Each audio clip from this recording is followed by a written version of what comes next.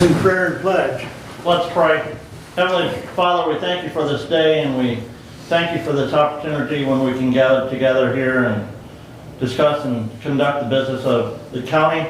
Lord, we ask that you would grant us the wisdom and the knowledge to make the decisions that would be glorifying to you. Lord, we thank you for the line workers from Consumers Energy and DTE and their many partners who have been working here the last week in the county to restore power to our residents, and we thank you for no serious injuries here in Hillsdale County as a result of the storm and the damage that came with it. And we just pray for those who are still without power, that you would continue to watch over them and grant the strength to those men who are diligently working to restore that power. And we do think of the fireman over in, I believe, the Pawpaw area who was killed as a result of a falling branch, and we pray for his family and their condolences for them. Lord, we again thank you for this day. We ask these things in Jesus' name. Amen. Amen. I pledge allegiance to the flag of the United States of America and to the republic for which it stands, one nation, under God, indivisible, with liberty and justice for all. All right, thank you.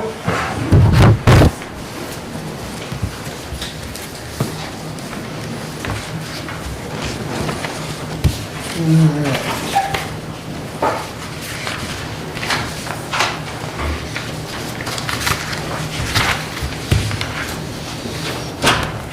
As I first call out to the public,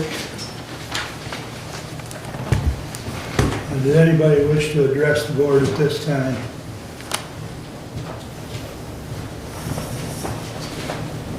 Did you want to? I'm going to wait till I learn more about what you're dealing with. All right, fair enough.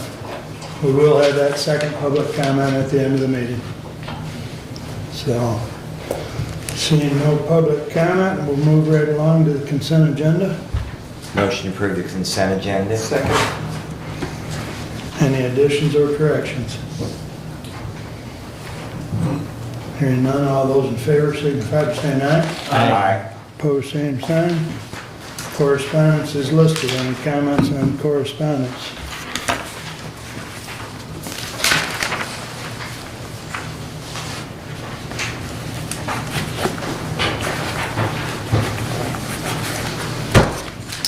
Hearing none, we'll keep moving.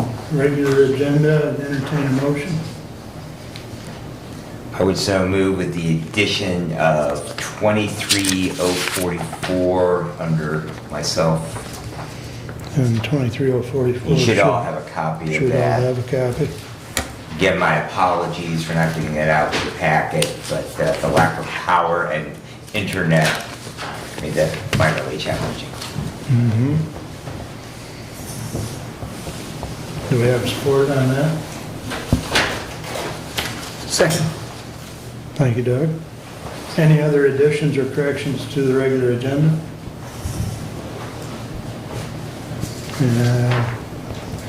All right, all in favor of the regular agenda as amended, signify by saying aye. Aye. Opposed, same sign. All right, that brings us up to our first standing order, Mary Beth. Good morning.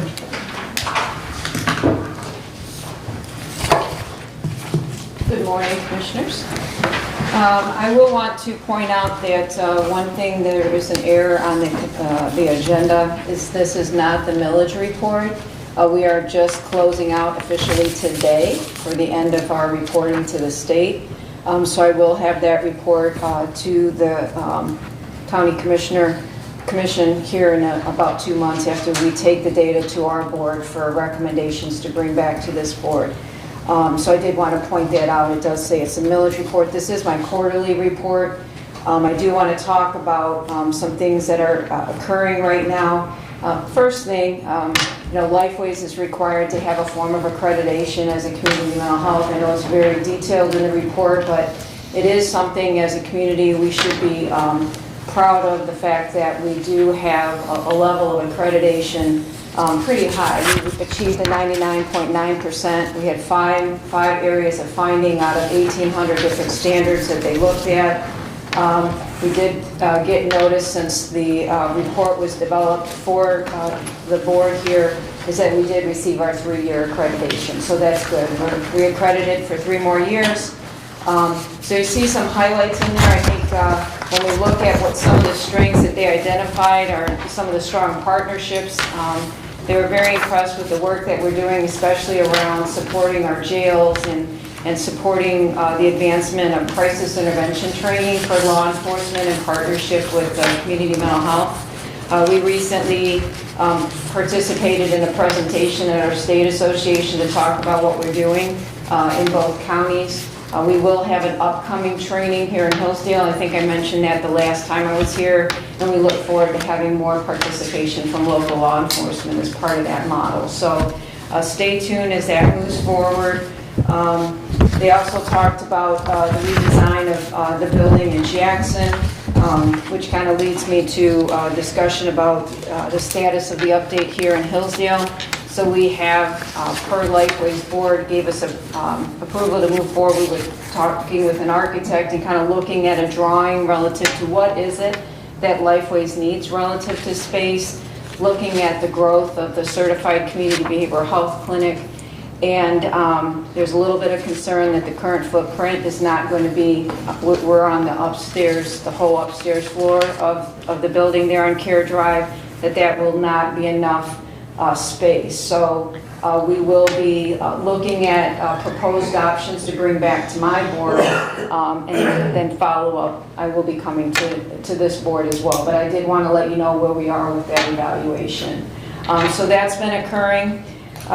We have been working both with the Hillsdale Hospital as well as Reading Ambulance around transportation challenges that we've had. And we've talked about it here for many occasions now around those who are in the emergency department who have a mental health need to be transported to a hospital for psychiatric inpatient, and the challenges that we've had with the current ambulance not wanting to transport those individuals under a petition. So we have worked out over the course of this past year an arrangement with the hospital, with a different provider for that. Since that time, there has been a request by Reading this past month for us to kind of come together and look at potential options of potentially utilizing a portion of the millage dollars to purchase I wouldn't say they're looking at a different vehicle that would allow transports, but it's not an ambulance per se. You probably know what they're referring to. It's still the cost of it. They got an estimate. It is currently at about $210,000 for a new vehicle. When we look at the millage, we utilize those funds for a lot of things to support in the community. Jail, the mental health supports in the schools, those who are uninsured, also supporting our SPARK program locally that provides services for the intellectually developmentally disabled, as well as transportation right now with the hospital. So I'm a little concerned about the cost with that. I do want you to know that there will be some ongoing discussions with Reading and the hospital to kind of talk about what are our next options, because I think that that's cost prohibitive. So I did want to let you know where we are with that. The other thing you'll see included in this packet is some updates about things that are happening with our association, much like with your association. What are the advocacy efforts that they're going to be focused on this next year? One of the main things that's going to impact Lifeways, and it will impact probably a lot of other service organizations here in Hillsdale, is the ending of the public health emergency. So during the course of this pandemic, we have benefited as an organization, like many, where individuals were eligible for Medicaid or Healthy Michigan, and they have not had to reapply during the course of the last 2 years, almost 3 years. They will be implementing, and when they're going to end that, and people are going to have to reapply. There is a belief that there will be about a reduction of anywhere from 16 to 20% of individuals who are currently have a health benefit that they won't have once that happens. So we are trying to, as part of our planning for the use of the millage dollars for the uninsured, calculate in that potential impact once the public health emergency ends. So that is going to be pretty significant. It's also pretty significant that they're going to be reducing the food stamps for individuals, which is another critical need, especially when you look at the cost of groceries and inflation at this time. So do know that we are looking at that and trying to plan for that, but not getting very clear guidance from the department at this point in time about what that truly looks like at an individual county level. We can try to make some estimates, but it's going to be pretty much a wait and see, if you will. And with that, that is my report for this month. Are there any questions of any of the commissioners? Mary Beth, Yes. thank you for being with us today. In light of the circumstances over the last week with the ice storm, particularly power outages, first of all, my question would be, what systems do we have in place? Those people who are dealing things with like substance use disorder, who might be in a place where that they are improving in that. Obviously, when you have bumps overall, it makes it more difficult. Same thing with behavioral health issues. Do we have any systems in place from Lifeways to aid in that in the event of we have a widespread emergency such as this that might impact that population?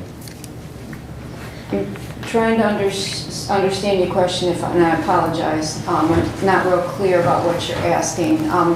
I do know that one of the things that we do have available, that's available in both Jackson and Hillsdale, is we do have an engagement team, as well as mobile crisis response that can be dispatched if there is a need within the community. The individuals might be impacted as a result of loss of power. I do know with our group homes, part of their requirement for residential here in Hillsdale County is that they have a disaster recovery plan, so they have to have a contingency plan for in the event that the power is out for extended period of time. Do they have a plan where they maybe take the clients to a hotel or to another, maybe they might have another home? They have a requirement of having a contingency plan for disaster recovery.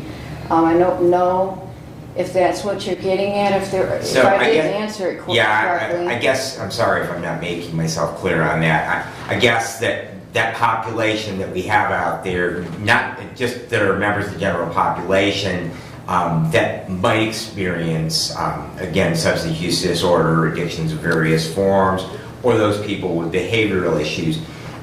First of all, I know that we do have the crisis team, but do we do anything to drive out during an emergency like this, if those services are available? Our places, like we have, the senior center was a shelter. I understand at one point they had over 60 people there. So are they aware of those services? What do we do to drive that out? And I guess then my question is, did we have any responses over the last week to the situation? In other words, did we see any increase of issues in that population? I would say that I can't answer that specifically. I'd have to go to the staff or answer the hotline relative to they get extra calls. Do know that with the engagement team, when people do call and they're and maybe it's not even crisis, maybe it's they're out of power and they want to know what resources are available, do remember that while we do not receive funding from Hillsdale County for the 211, Lifeways does cover Hillsdale County relative to 211 services. So if there is an identified need, we do coordinate and help people get connected with resources that are available in Hillsdale. But we weren't a warming shelter at all. No, and that's not what I'm asking. Yeah. All right, thank you. Okay. Any other questions? Mary Beth, you mentioned, the bringing emergency, asking for funding to help buy a transport vehicle. I'll just say, you know, the county has a contract with Reading Emergency Unit and many of the other ambulance agencies where we provide them funding for equipment. And I'm a little leery of Lifeways actually having to pay additional money to Reading Emergency Unit for equipment. So I would encourage your board to be resistant to that item. I do have a question. In addition, you said something about the support that the millage is doing in the schools. How much of our millage money is being spent in schools? Because serving on the school board, I also know the schools are paying, I do believe, over $500,000 countywide for mental health issues in the school districts today. So how much of the millage money are we putting into the school districts? It's $100,000, and what it does though, now the schools would not be able to access that $500,000 you're referring to. It's 31N funding, I think it might be 31NE now funding, they keep changing. 31AA. Okay, so now it's 31AA, see, they did change some of the acronyms. But what it does do is they have to have the ability to have a local match in order to draw down those dollars. So our funding, our local match dollars draw down that additional funds to be able to serve mental health services across the entire county. They would not be able to access those funds without the use of the millage funds. And when I present to the county, I'll be able to give you exact numbers of the number of individuals across every school who's been served, what kind of services over the course this past year. Okay, thank you. Any other questions? Go ahead, Doug. A question on the footprint that you need for your building. Please do stay in contact with Randy Finley, our director. And, you know, we want to do what we can as well to help that happen. We don't know what your requirements are at this time, I don't think. No, we've been in the process of meeting with the architect and kind of looking at the current footprint and knowing some of the growth of the services with the Certified Community Behavioral Health. We have a 4-year grant, and really looking at, we don't really have enough space on that top floor. So more to come, and we will absolutely be in touch with Randy about that. Okay. All right, I think we're good. Well, thank you. You all have a nice day. Thank you, Mary Beth. All right, Matt. Good morning. Morning. And most of you have been through this report multiple times. Commissioner Lanius, I know this is your first time, so I'm not gonna go through it page for page, but I'm gonna hit on some of the keynotes. So if you have any questions, you know, at the meeting, after the meeting, don't hesitate to reach out. Page 7 is our fund balance for our drains and lakes.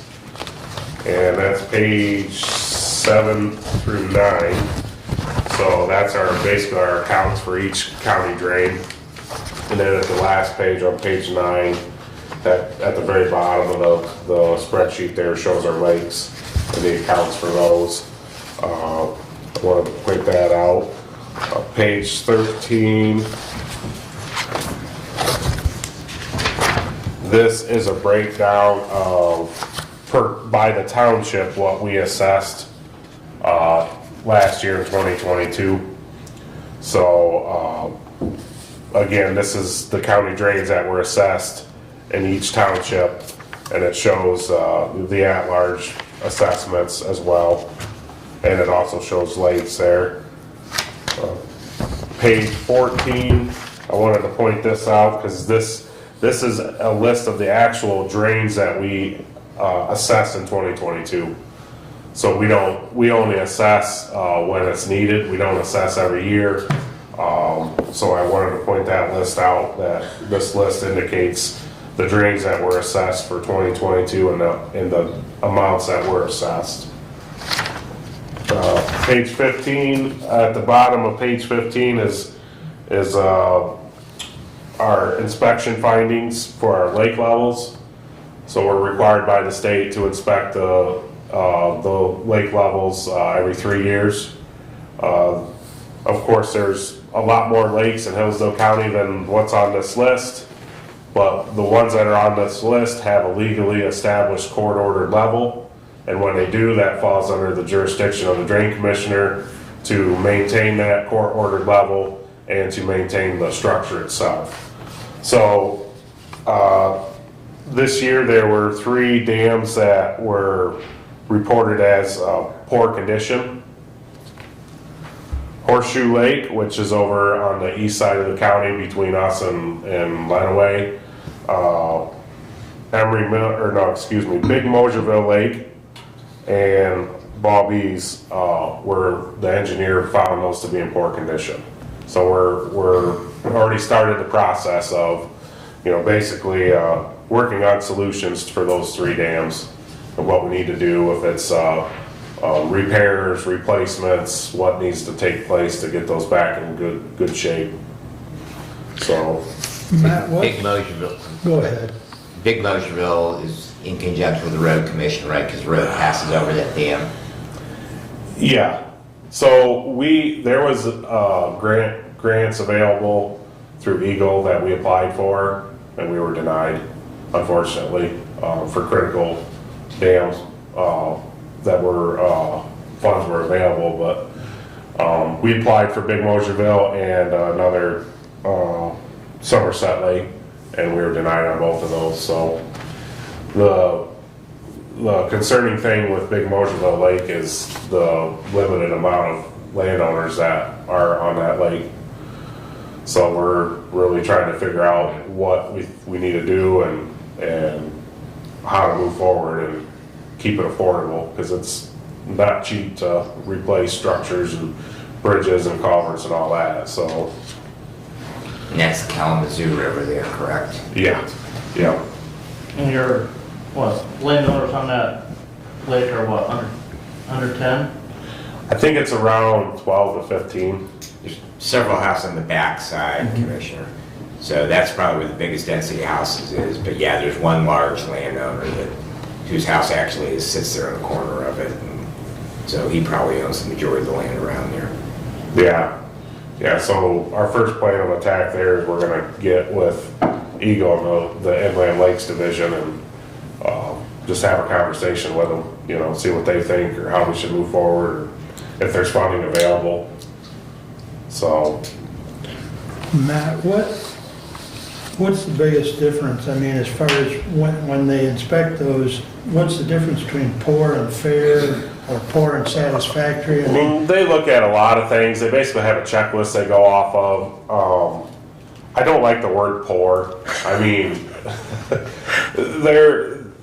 there's some issues that need to be attended to on these 3 poor ones, but are they gonna fail tomorrow? No. I mean, they're okay, but there's a various checklist that they go through, and a lot of this stuff is, minor stuff, but it could become major, and that was a concern. the reason I asked is because, what differentiates poor and fair? I mean, because there's a whole bunch of fairs, we could be a whole bunch of poors. Yeah, right, right. So. Yeah, and with what happened in Midland with that a couple of years ago, Eagle is totally revamping their Inland Lakes Division. They went from just a handful of staff to a huge staff, and so they're really cracking down, so. Okay. Thank Any you. other questions on lakes? The Emery Mill Creek Dam wasn't looked at. So, we're in the process, basically, there's some discrepancies on who actually owns that, if it's us or the college. So we've got our legal counsel's working with the college, and they're reviewing the historical files. It gets complicated when you have dams and drains, because there's a drain there as well, county drain. So we're looking into that to really figure out who is the actual owner of that dam and who's responsible. Down the lake. Yeah. That's why there's no report on a condition, because Hillsdale College historically has always done those inspection reports every 3 years. Matt, I did have a question this past week from a property owner at Mary Lake in regards to the dam there. Is that privately owned? Mary Lake is under our jurisdiction. It's under your jurisdiction. Mhm. I did give him your contact information and told him to reach out to you in regards to Sure. the maintenance on that facility. Yeah, there's some maintenance that need, that wouldn't come out as fair. There's some minor maintenance there that needs done to the spillway. And we had done a little bit of work to it actually this last year, not to the spillway, but to the earthen dam. Okay. So, but yeah, if, they want to reach out, I'll answer any questions I can. Thank you. Next, page 17. Page 17 and 18 is our equipment list. I just wanted to point that out quick. And then page 19 is our inventory for supplies. And that's pretty much it for my report. Any other questions? The Lake Pleasant drain, that petition project, is that completed now? It's not completed. There's a few minor things that the contractor needs to finish up if Mother Nature ever cooperates. So there's some riprap armoring that needs to be placed in a couple areas, and then some reseeding that needs to take place this spring. But other than that, so I would say it's, 98% complete. Now, is there a lake level on that lake, Matt? Yes. Yeah, and the funny thing is with that one, to my best knowledge, that is the only lake that we have control over the lake level plus the outlet. All the other lakes that we have control over the level, we don't control. The outlet is not a county drain, which doesn't make sense to me, but unfortunately it is what it is. We've had various problems on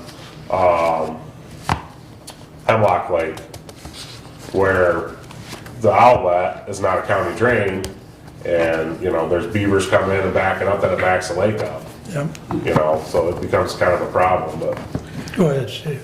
Do you have anything to do with Lake Bel Air at all? yes.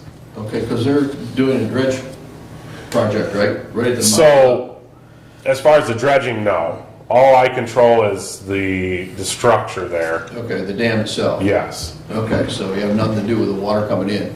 No. Okay, Nope. that's gonna be a big project. Yeah. It needs done though. Yeah. Do you live in that area? No. No, they're a little ways from me. Oh, okay, okay. Yeah, we do control that one as well.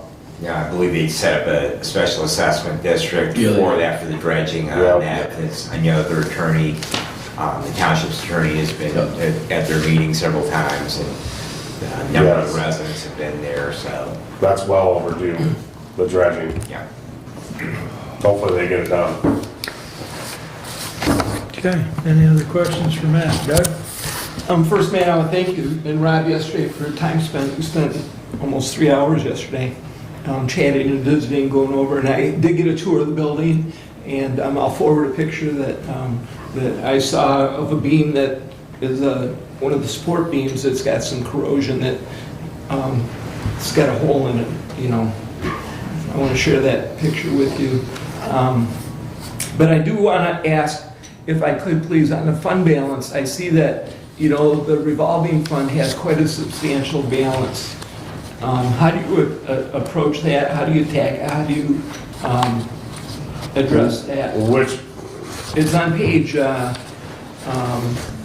I think. Fund balance, the end of the fund balance, Are you talking the cash Are you talking the lake fund balance or the drain fund balance? drains. It's just in front of the lakes. Page 9, so yeah. page 9, drain revolving. Yep, there you go. So that was, we had touched a little bit on that yesterday, Doug, but after talking with Aaron, I was a little inaccurate with my information. That is that drain revolving fund that we work out of when a drain doesn't have enough money in the account to do the work, then we pull it out of this drain revolving fund. So that's what we borrow from the commissioners as needed. That's what that 96,000 How does is. the payback work? So we borrow the money and then we make the drain assessments the following year and then we pay it back. And do you pay it over a period of time, or do you go all at once? Well, it's kind of a continual thing. We're Okay. we're borrowing, we're paying back, we're borrowing, we're paying back. Ongoing. Yeah. You can assess how much per mile now, man. 5,000, but our association is telling me that they're trying to increase it to 10, which for Hillsdale County, to me, that's astronomical. But, I mean, there's various counties in the state that are substantially different than us, obviously. So they must feel that it's needed, but that's a lot of money, 10,000 a mile. I mean, we got 458 miles of drains in Hillsdale County, so. But that is where the money then comes to pay back. Yeah, It's yeah. because those are maintenance funds. Yeah. So anything over and above that would require a petition. Right, right. Anything else? All right, thanks, man. Thank you.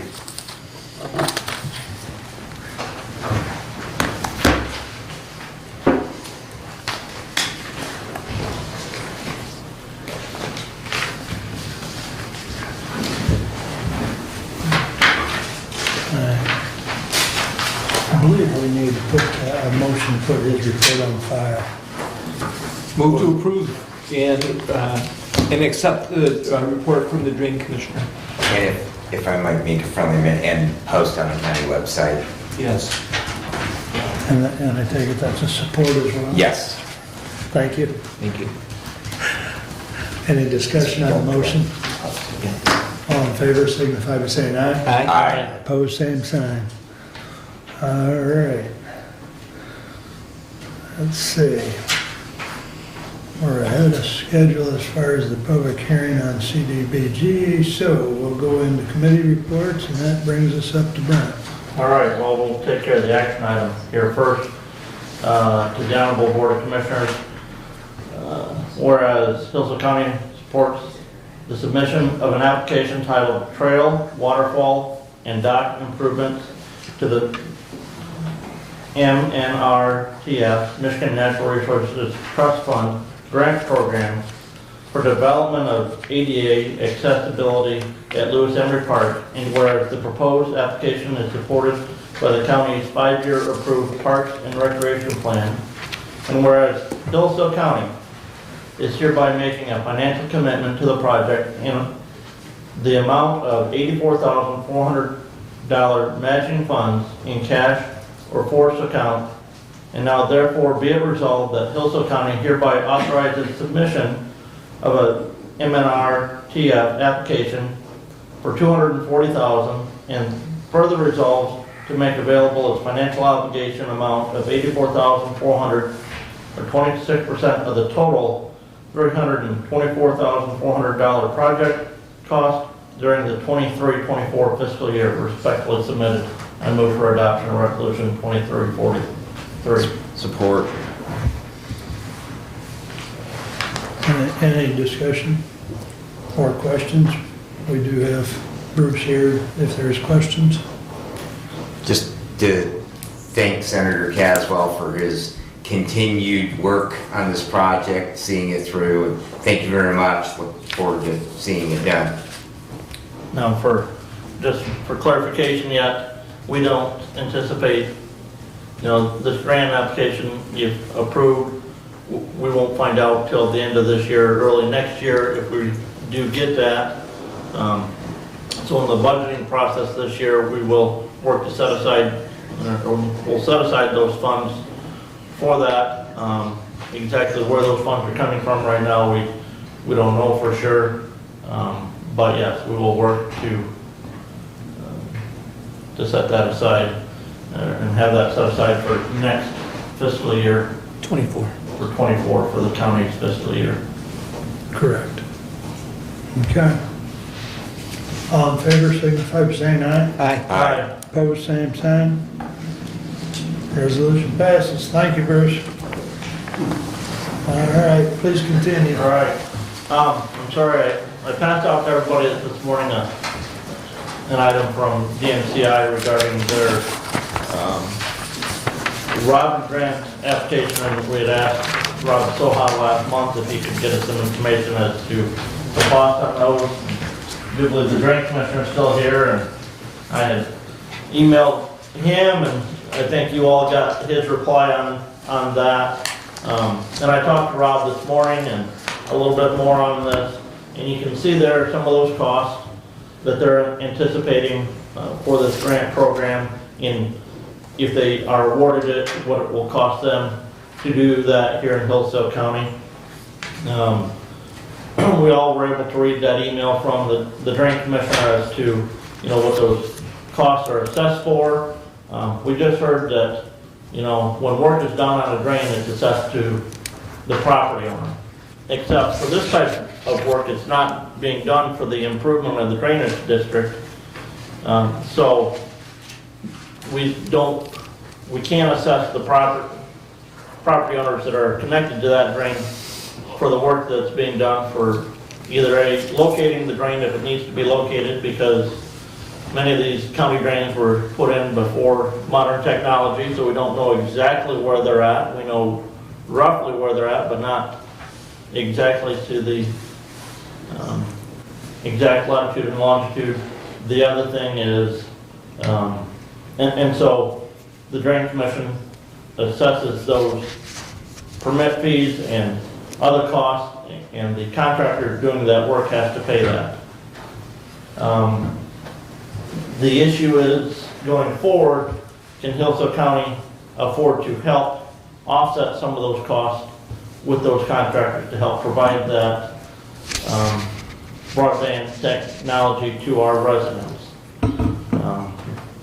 We have recently begun the process for this personnel compensation classification study. And to me, there's a lot of blue sky in that we don't know what our cost is going to be going forward as a result of that study into the next fiscal year.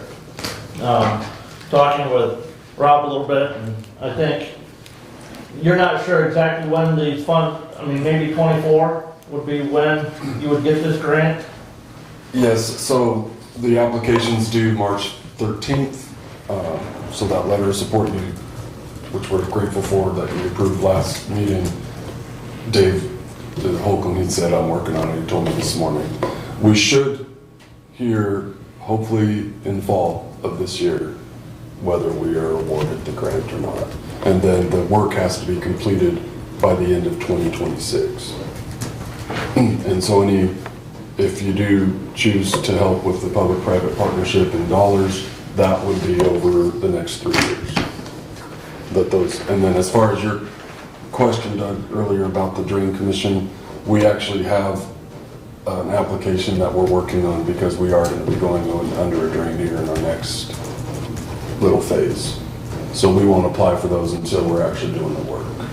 Okay, and the next phase that you're talking about is in 2 months, I texted him and asked him, he said, next 3 or 4 weeks. So the Drain Commission can expect an application prior to the work being done? Absolutely, it's necessary, yes. Yes. And this is one of our own, this isn't a grant-related project, this is Right. what we're doing on our own. Yeah. So I see a list here that's got 48 drains that will be dealt with. Is that with the Robin grant? Is that the list that I'm looking at?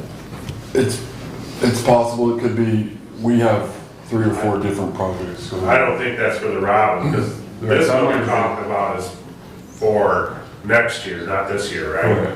Correct, yeah. Yeah, that one would be, that other one that you're maybe looking at, Commissioner, is the, That's the project that they're currently working on. the E-Connect. Reconnect 3, yes. Grant yeah. that they got. So we're building up to Allen and towards Cambria Township on our own this year. Yes. And then the Reconnect 3 money is going to be released this summer. And that's pretty extensive project. Right, and that, and the current project is the list that I'm looking at. I'm looking at, there's 25 in one district in Allen Township, and those permits have been applied for, or? When we're gonna start drilling down that road, because Okay. we can only get about a mile a week Okay, with the one drill, and then we have a second drill we're ramping up, but we have to staff for that. okay, So, all right, so permits are in advance of the drilling. yes, sir. Okay. Yeah, we would always do that Thank you. before. And again, talking with Derek Ringman, our finance director, a little bit, you know, it's at work. And talking with Rob, we're unsure exactly as to our financial situation and feasibility on this going into the future. I know Rob had mentioned last month if we could do $25,000. You know, we just made a commitment of $80-some thousand for the park. It's hard to make some of those financial commitments going forward until we know some of the cost implications of some of those other studies that we've got going on. I know they would like to see something to help enhance their grant application by being able to show that they've got a public-private partnership, which those grants applications can be enhanced and you can receive additional funding or get that funding because of that public-private partnership. I guess, so at this point in time, I would move that Hillsdale County enter an agreement with DMCI to reimburse for up to $5,000 of their waterway grants in the 2024 fiscal year and authorize the budget committee to build that into the 2024 budget. Can you have them repeat that, please? Authorize the Hillsdale County to enter into the public-private partnership with DMCI to reimburse for up to $5,000 of their waterway grant permits. That's part of the Robin Grant program. Are you talking $5,000 per permit? No, up to $5,000 total. Great clarification. Yes, please. Okay. You got it? And again, that's the 2024 budget. And then the 2024 budget. Now, where was that in the motion? That was in there. It is now. It is now. No, it was. All right. Everybody clear on the motion? Do we have support? I'll support.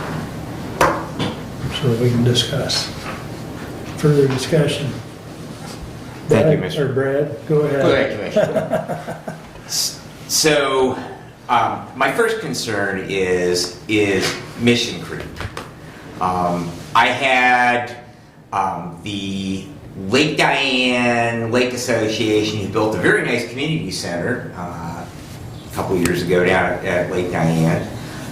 They had thousands and thousands of dollars in building permits, and they approached me in regards to would Hillsdale County give them some help in waiving at least some or all of those building permit fees. We have a number of other worthy organizations throughout the county that also do similar things and pay fees and costs to various departments of Hillsdale County.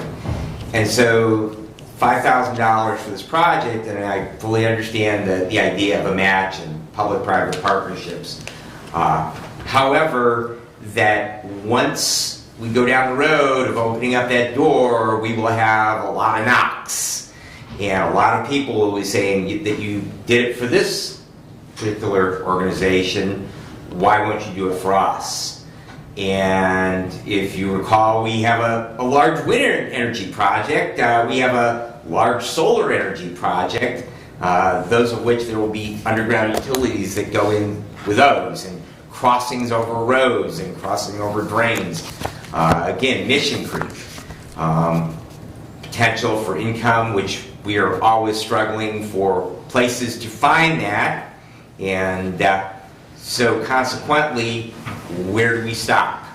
I don't know, and so I would just as soon, right out of the gate, say, we're not going to go down that road, rather than trying to decide who we should and who we shouldn't. The other component is just the free market Brad, and that's, I fully understand, this is, federal dollars that we revved up the printing press, and we're all suffering the consequences of inflation for, turning $4 trillion loose in the economy. But I'm also concerned with government and private business. I commend you, for all the work that you've done in taking advantage of those programs. However, I just become extremely uncomfortable when government gets in bed with private business and you get into the picking of winners and losers. So I'm going to vote against the motion. Again, Rob, it is nothing against the MCI. It is nothing against the idea of more high-speed internet. Lord knows I haven't had any from either of the two cellular providers that I have at home for the last 5 days. Fortunately, my Comcast connection at work came up Thursday afternoon, so I've been able to do things there, and we certainly need that. And I know that, examples have been drawn to rural electrification back in the 30s and 40s with internet.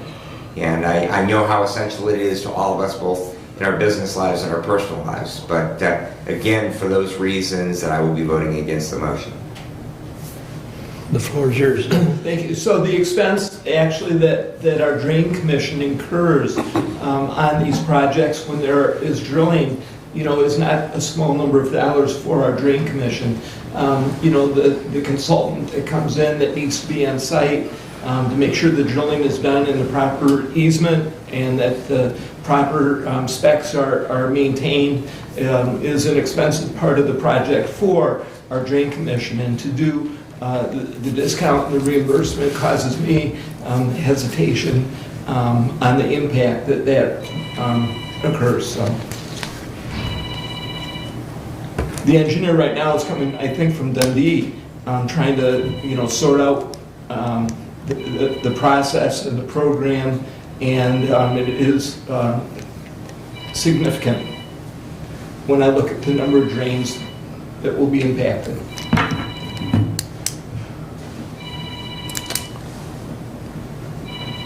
Comment? Brent, you got anything further? Yeah, I can understand your argument, Commissioner, regarding, public-private partnership, where should government be involved in this? You also know that, I think we've received an email from Frontier Communication about, they're looking at the Robin grant. You talked about picking winners and losers, and I guess I would say there would be two companies in Hillsdale County that I would support this type of activity of use of government funds for. Those two companies are headquartered in Hillsdale County. The other one being Waldron Communication Company. I think we can work to support that, Commissioner. They're still going to pay those funds to the drain account. Those accounts are still whole. We just have to find some revenue in the county general fund to reimburse them up to $5,000 of those expenses. So the property owners are not going to see an increase in their assessment because of that work that's done, because DMCI is going to cover that actual cost of the engineer coming out and reviewing each of those borings and making sure that the drain's not impacted by that work. I said, I truly understand that implication of looking forward, though, and trying to make sure that we don't overextend our budget into the next fiscal year when we're just not even through 2 months of this fiscal year.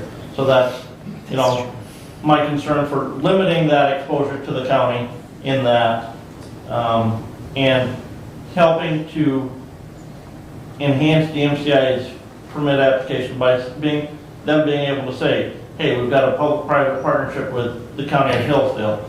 Now I would hope that they would also be talking to Allen Township, Litchfield Township, Cambria Township, Yeah, working to get some. all three of them have engaged in a public-private partnership with us. You know how much those funds are? Litchfield, I think, was 5,500 or 6,000, and Allen was about twice that. I don't know Cambria's. Okay. Steve, you had a comment? Yeah. Putting money into this project is a questionable issue. And as far as private-public engagement, this is infrastructure throughout the county. And if the county doesn't keep up with infrastructure, at some point in time, we're going to be way behind. I don't mean maybe or perhaps, I mean way behind. I appreciate your thought on the difference of opening that door up and going down that road. As far as I can see, we already have that door open. We have millages out to private industries right now. And so we have to be very careful, I agree. We don't want to finance a hardware store or something of that nature. However, when it comes to infrastructure of the county and moving the county into the future, we need to be careful about the money doing it, but I think, in my own personal belief, I think infrastructure is necessary. How we get there from here is a real thin piece of ice to walk on. May I speak to that? Please, Rob. So just to remind the commissioners, we're doing this underground, right? We have the option to lease poles and to string it up, but as we know from this last storm, as you're keenly aware, trees like to fall on cables, and so that's why we are choosing a much greater increased cost to go underground.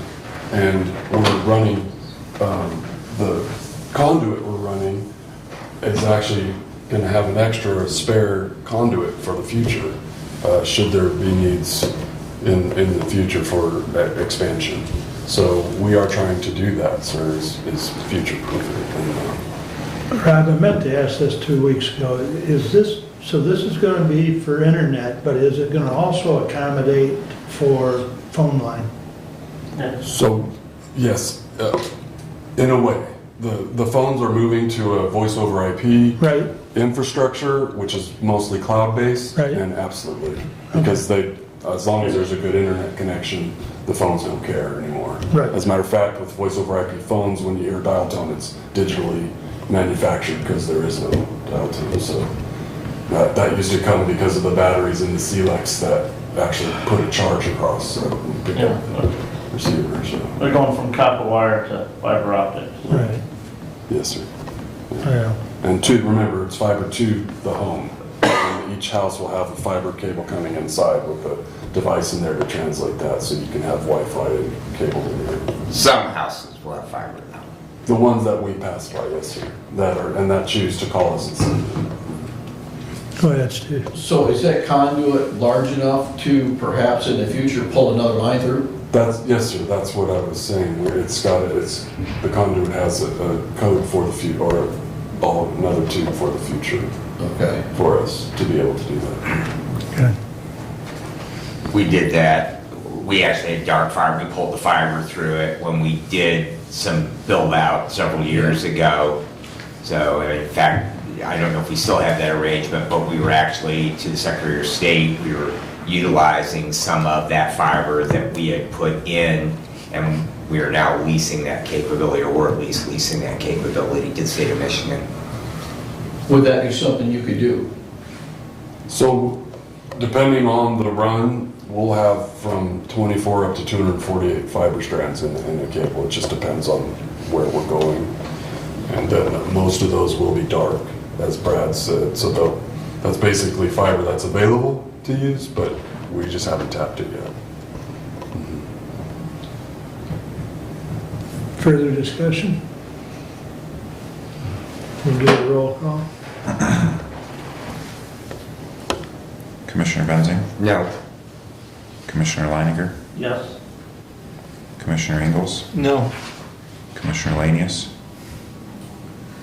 No. Commissioner Wiley. Yes. Well, if I heard correctly, it failed 3-2. Yes. Okay. Well, again, we appreciate the inside work on this. Sorry we can't get that funding right now, No, it's- but we will make sure that we do get that letter of support. We appreciate the letter of support, we appreciate your concerns, and you'll probably be hearing from me in the future, so, All right. Hopefully. thank you. Thanks, Rob. Thanks, Rob. All right, please All right, continue. I will try and get through the rest of my report here before the 10 o'clock hour gets here. Board review training. The equalization department had a board review training session scheduled for last week. That was postponed because of the ice storm and power issues. That has been rescheduled for today. And it has been moved as well. It has been moved from the MSU Extension building to this conference room this evening from, I do believe, 6 to 9 p.m. Property owners, many maybe have already received these. They are in the mail. The property assessment notice for 2023. They will notice one thing on those for the first time ever since 1994 passage of Proposal A that took effect in 95 is a 5% increase on that property tax valuation.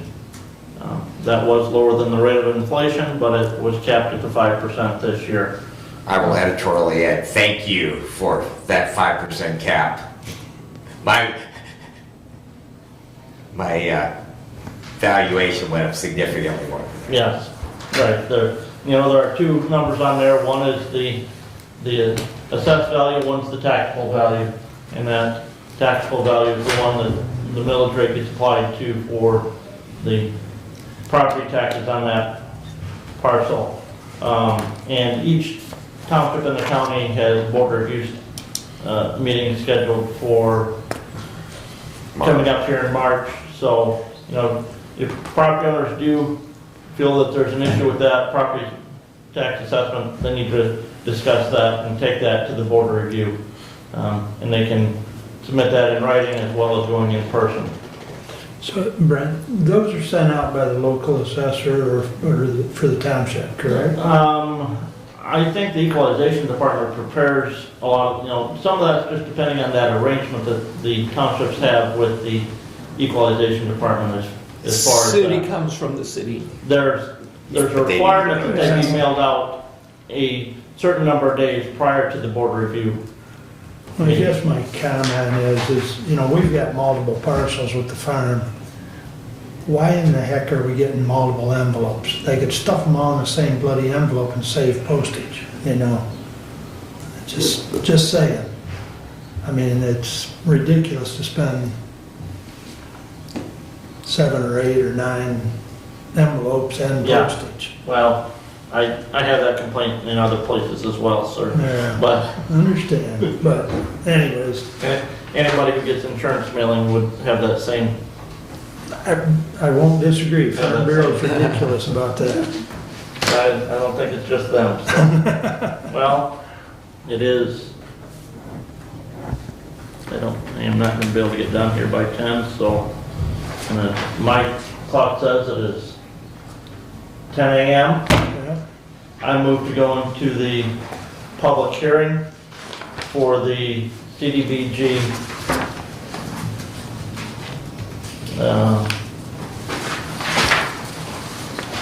grant closeout for the 20 CDBG shares grant allocation funding for 2020. Derek's nodding yes. So, I'll support that. his support. All in favor, signify by saying aye. Aye. Aye. Opposed, same sign. And I'm gonna ask Derek to come forward to the podium if he would. This time. Kind of recap what we're We doing. need authorization for you to sign that afterwards. It won't hurt to add. Okay. So, if you're not aware, this is a grant that we got during the big part of COVID. We got quite a few grants at that time. This one was through the CDBG, which is Community Development Block Grant. We were authorized for $220,000, but there was it was pretty strict on what you could spend those funds on. We only identified $88,000 of which we could spend those funds, which we did, and we got reimbursed for it. The biggest chunk of those, if you recall at the time, was screeners at the door we paid for out of this grant. As part of the grant, we had to do 2 public hearings. We did one at the beginning, and now we're doing one to close it out. Probably should have done this one a while ago, but it's fallen until now, and they've given me a March deadline to get all of our information and our closeout grant information into them. So that's why we're doing it now. That's about all I have, unless anyone has any questions. The publication did go in the paper. Thank you, Stephanie. And I will need some kind of affidavit for the publication to send to them, so proof that we did put it in the paper. The affidavit, I think, is, I don't know if that was mailed to you, Stephanie, or if that came back here and it's in the mailbox. Good question, I'm not sure. I think there's something from the publication company in your mailbox. I'll look as soon as we're done.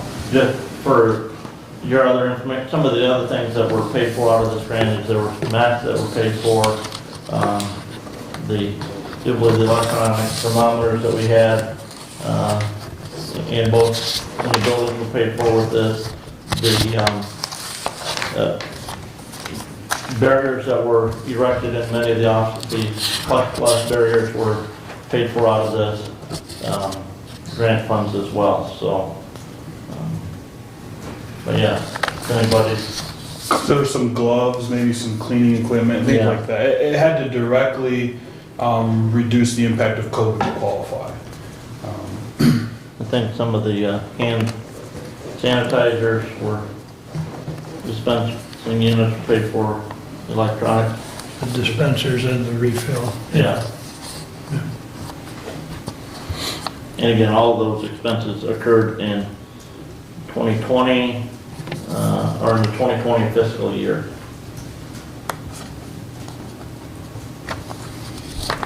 So any of the public, you're welcome to comment if you wish. At this time, this is a public hearing. If not, you can just listen to us. But, anyone have any further comments? It's basically a requirement to hold a public hearing and to close the account. So, anything further? No, sir. Move to close the public hearing. Second. All in favor? Seconded. Flip a coin. Mr. Ingles did. All right.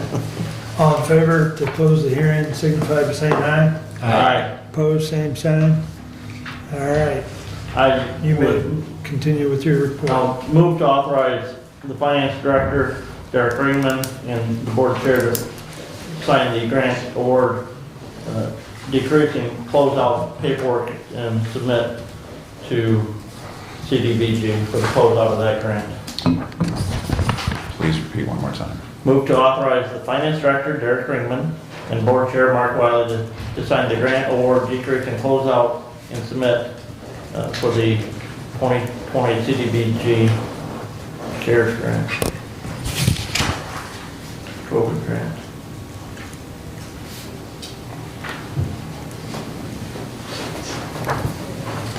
You good? Yep.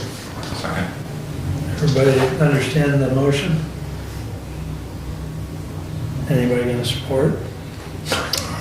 I'll support it. Thank you. And I just have one question. Do we get to bill the publication cost to close it out back against the grant? No. I tried, Derek, I tried. Yeah, okay. Good question, though. Seeing how it was probably. I'm sure it about- cost us 150 or a couple $100. It was probably at least 100. So, these publication costs are ridiculous. Only show in town. All right, any other comments? All in favor of the motion, signify by saying aye. Aye. Opposed, same sign. Motion passes. All right. And we should follow that up probably with a resolution. Derek. Even though it's gotta be in before the resolution will be Yeah. approved. Will you sign this before you go today? Yes. I'll check my mailbox for that affidavit. Affidavit Yeah. regarding the publication. And I'll bring that down and I'll sign that. Okay, You know, thank you. and now, if I remember right from the discussion last time, you wanted to enclose, even though they won't be approved, a copy of today's minutes? If we have the affidavit, we won't need the minutes, Okay, but if we don't, then we will. Okay. We'll need signed minutes. all right, all right. All right. I'll stop down. Please continue, All Brian. right. Area Agency on Aging Board meeting was Thursday. That did happen even with the weather. As many of you know, the Area Agency on Aging is in the process of completing a new building. Their hope right now is that building will be completed in April. They will move the last 2 days of April and be open on May 1st in the new building. That's just over an $8 million project there. Did get a tour of that building after our board meeting. And lots of work went into that. In addition to the new building, the Area Agency on Aging is also working on a rebranding for the agency, and will be referred to, or have chosen the name Wellwise Services as their doing business as name going forward. Say that again. Wellwise Services. Wellwise. Services. Is that D Delta or S Sierra in the second word? S. Thank you. And have also worked on updating the mission statement of the agency. And forgive me, I don't have a complete copy of the final revision that was approved at the board meeting. But the old mission statement, you had to have a piece of paper in front of you to be able to remember and recite it. The new one is very condensed, very short, and be able, staff will be able to memorize it and know exactly what the mission of the agency is.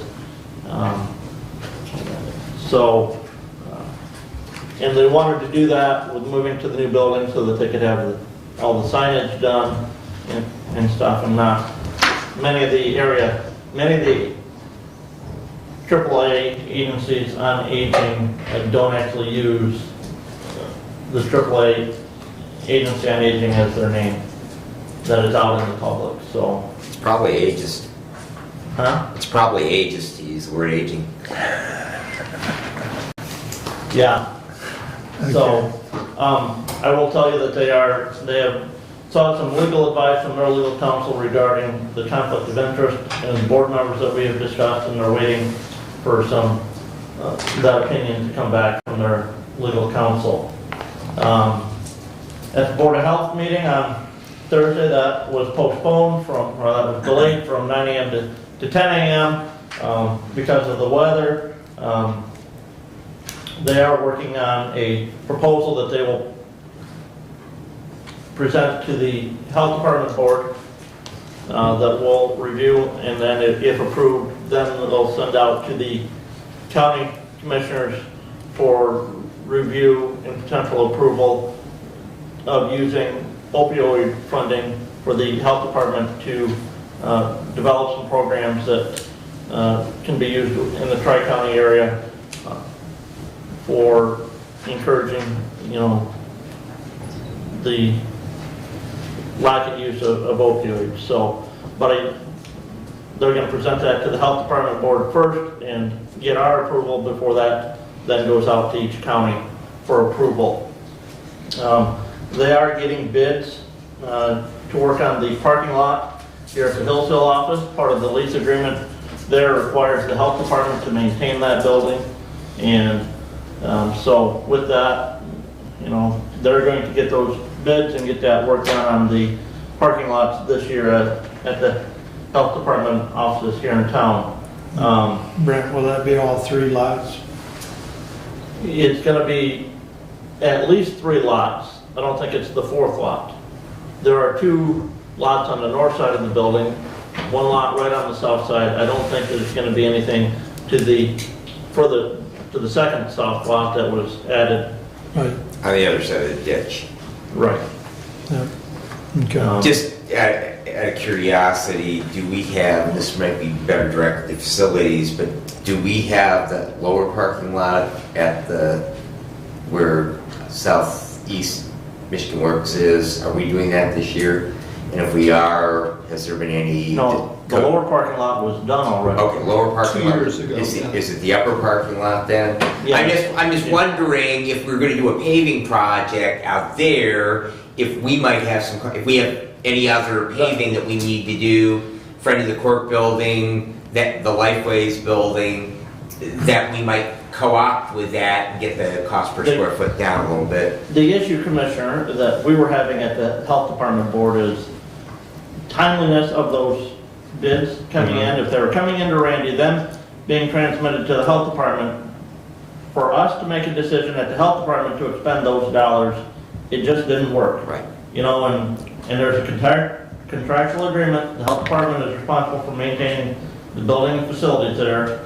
So that's why we requested last year, let's just let us bid what we're responsible for and take care of it at the health department. That's not my question at all. My question is, are we doing anything else? We can do it completely separately, but we could get from the same contractor and see if there would be a cost advantage. Yeah, on that. I mean, mobilization to get the equipment in there, so the disruption, because there'll be a certain amount of disruption to the whole project out there. So, if we could coordinate that, that might be the time to do it. Commissioner, I will follow up. Thank you. One thing that Health Director Burns brought to us, something that she's concerned with, is the Public Act 261 of 2020 is going to require oral health screening for all kindergarten entrance in the state of Michigan. And they're working through this through the local health departments. And they're working on implementing this in 3 different phases. Phase 1 has been implemented already. The local health department was asked to implement in phase 2, and we declined that request because of the funding that the state of Michigan is going to provide for it. We don't feel is adequate to provide that screening in all 3 counties and to be able to provide the staffing that goes with it. So if that's implemented without additional funding from MDHHS, that will be a added cost that the local health department will have to absorb, and then it'll have to be passed on to the local cost allocation from each county to make up that difference in cost. The amount they had indicated that they were going to give to every local health department that was doing this in phase 2 was $63,059. Well, if you're a local health department in your one county, you get that $63,000. and our Tri-County Health Department will get that same $63,000. It's not, you know, so much for each county, so, and cost of dental hygienist and somebody to do that is just, you know, it's gonna be in excess of what that reimbursement would be from the state. So, Director Health Officer Burns is working with the Michigan Association of Public Health, trying to lobby for some additional funding from the state on that. We also had a very informative presentation by the agency's legal counsel regarding the Open Meetings Act. I'll try and share that PowerPoint presentation with all of the commissioners, and also let you know that that meeting was recorded by the health department. It is available to view on the health department's website, so anybody can go, and Andrew Briggy, who is also representing the county here on some things, is the attorney who came and did that presentation. About an hour and 10 minutes or so, as far as the length of that presentation, and he starts about 5 minutes, 10 minutes into the meeting with that presentation. So very informative meeting. You know, I would suggest you go and take a look at that when you have a chance. That is the last of what I have at this time. Any questions for Brent? Did Andrew speak at all about the Open Meetings Act possibly being brought up by the legislature? I asked him some questions, Okay. and he gave the attorney answer. That being, we're talking about what's in the law today. We're not going to speculate about what it may be down the road. I think you've seen that MAC has got it as one of their priority issues for this year to look at the capability to continue being able to Zoom meetings. How that plays out is yet to be seen. Well, that's not been capable unless you're on active military duty. Or he did point out that there is some possibility in there.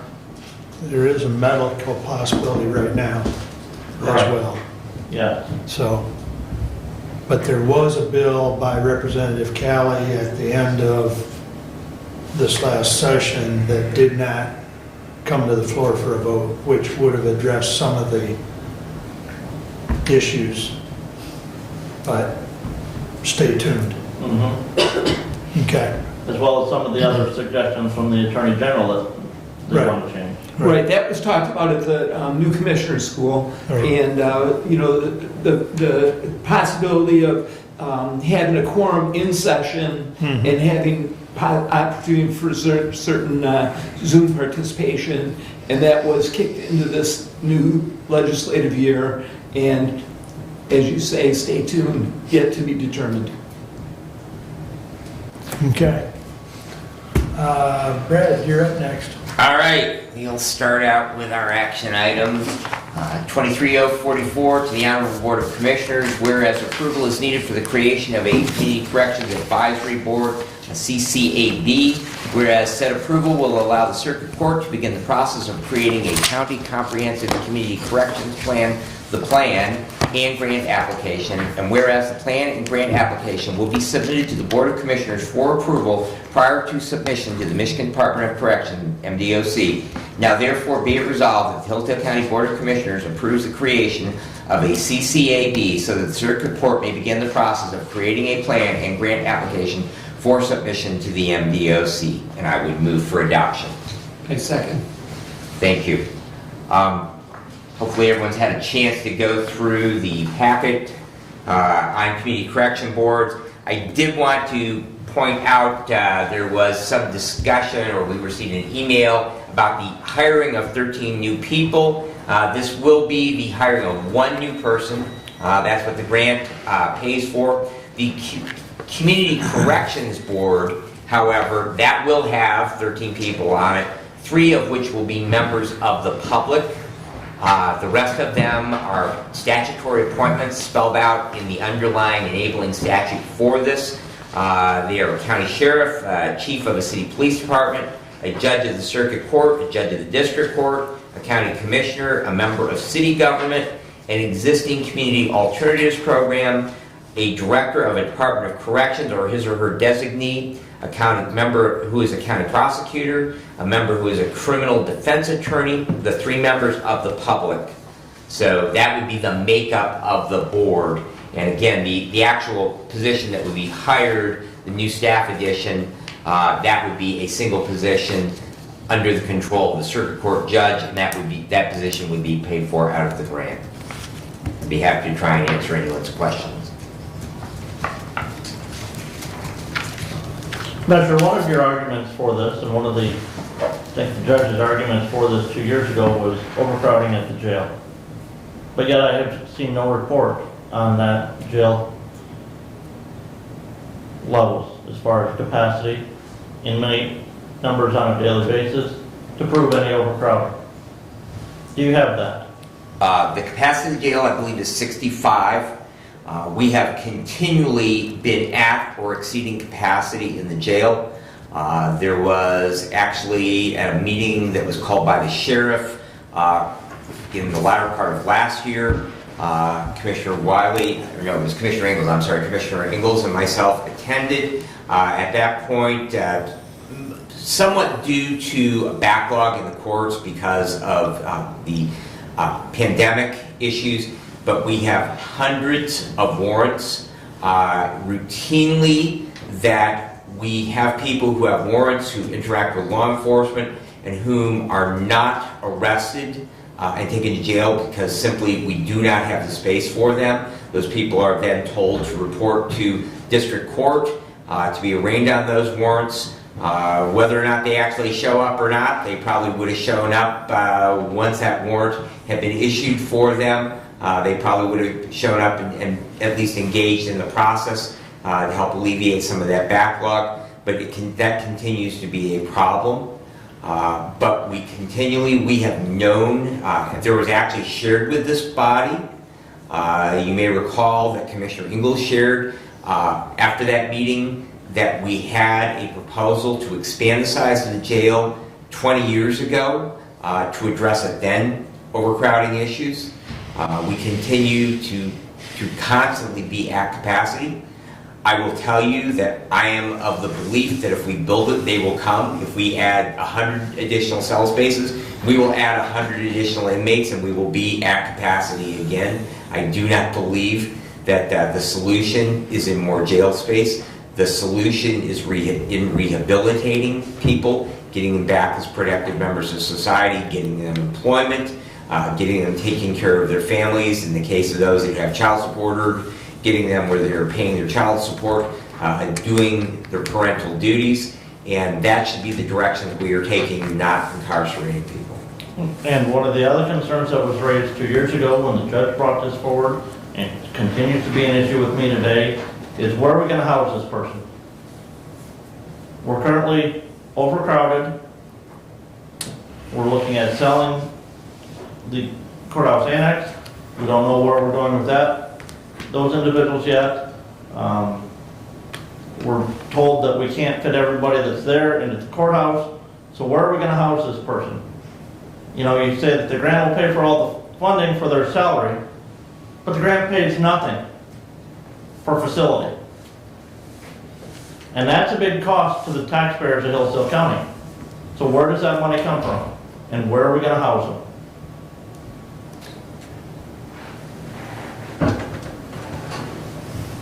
Well, I think your question will be something that we will have to discuss as we move forward, because we have to discuss the sale of the annex.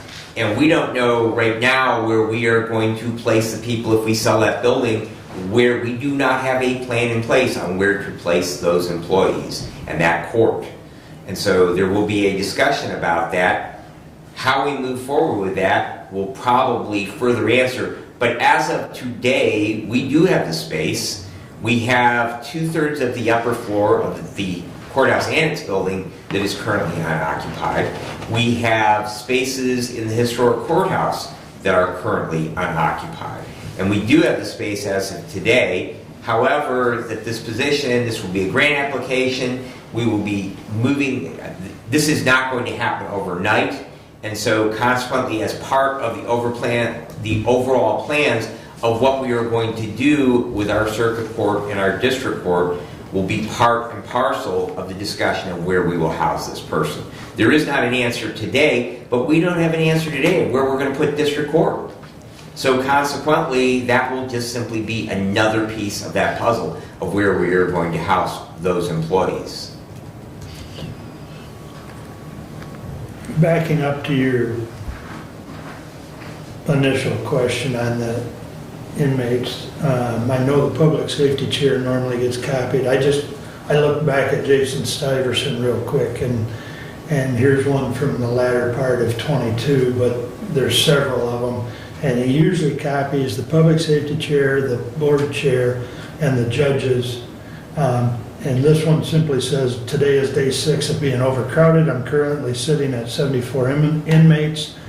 I have one scheduled to be released this weekend and one scheduled to go to prison next Friday. So if the capacity is 65, 74, anything in, when we're at a week overcrowded, the judges have got to either release somebody, we've got to get below that threshold. So, and Jason sends these out quite often. Could he send them to the whole board? Yeah, but what's the point? I mean, if you want to be copied, I can certainly send them to you. But my point is... If you're going to use the argument that we're overcrowded, yeah, then I want to see the numbers. Yeah, I can forward these to you, or Brad can, or whatever, but we get them on a regular basis. I mean, it's almost weekly that we get a notification. It's been an ongoing problem as long as I've been on this board. So, go ahead, Doug. And, referencing the meeting that Commissioner Benzine and I did attend, the Michigan State Police was there, Sheriff's Department was there, 2 commissioners were there, and I think that after that meeting, I did include in my report, and I can look back, the statistics that you're looking for. And I am aware as well that, this is an ongoing piece of information that is available. It's not that it's not available. Right. It is available, and if you want to be on that email, I would suggest that you get on it. But in fact, this report has been given at least after the meeting that we attended. And I'm sure that, if we had time, I could probably call Jason and he'd probably have that report in our hand before we were done today. Because he's got it all on his computer. So,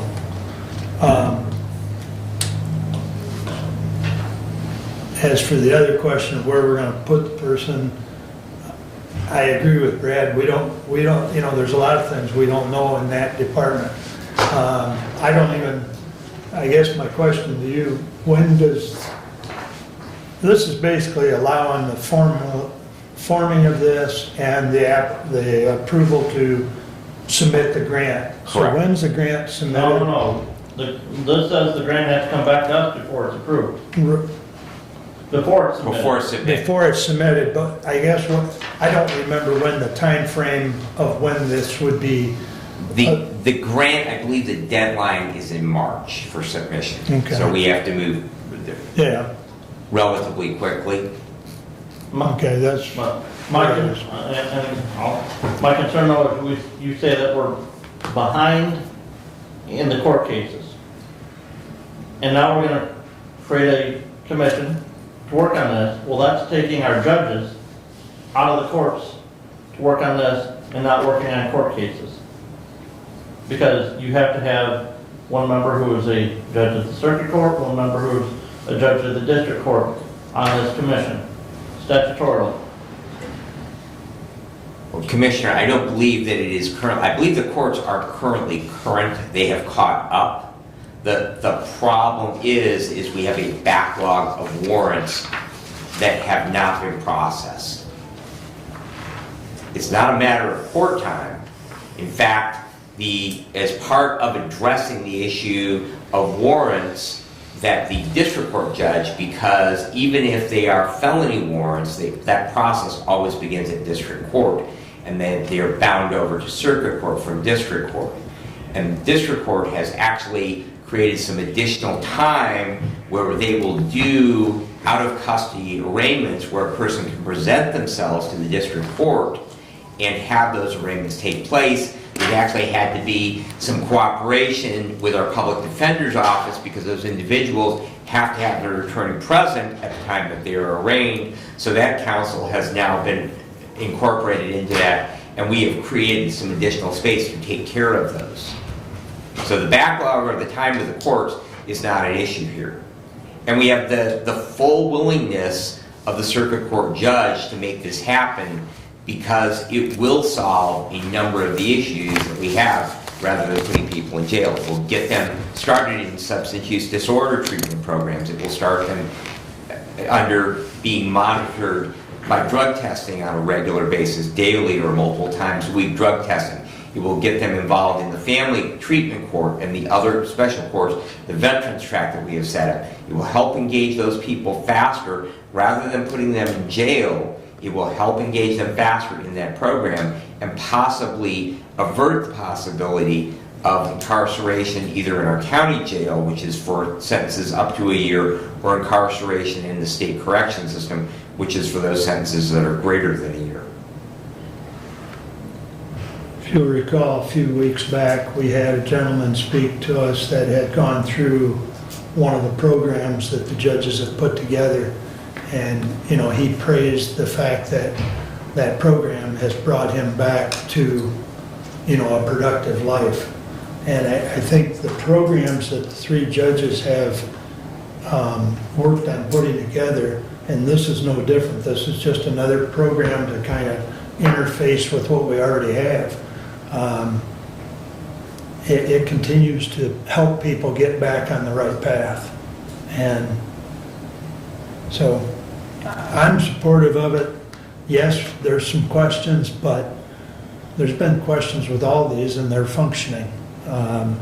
You know, if you recall, we had some questions with the veteran counselor and whether that program would function. And I think I even expressed the concerns that the VA board had about applying for that and whether VA would have control of it or whether it'd be strictly operated by district court. And quite frankly, the program's worked wonderfully. I know I reported to you, Don Michael has 17 cases right now that he's working with, and it's functioning. So my point is we had concerns with that one, but it's functioning very well. So I'm comfortable with moving forward, but you know, there again, we have a motion on a resolution on the floor. Further discussion, please. Steve? I can't support this at all because I think it's adding another advisory board to our already bulging county government, as well as adding another person that we have to find a place to put. And at some point in time, the grant for his or her payroll is going to run out, and we will be responsible for that. We already have a problem with personnel placement going on right now that's not solved or settled in any manner, so we have no idea where we're going to put the guy or gal. So I just can't support this at this time, and might be a good idea to table it for now.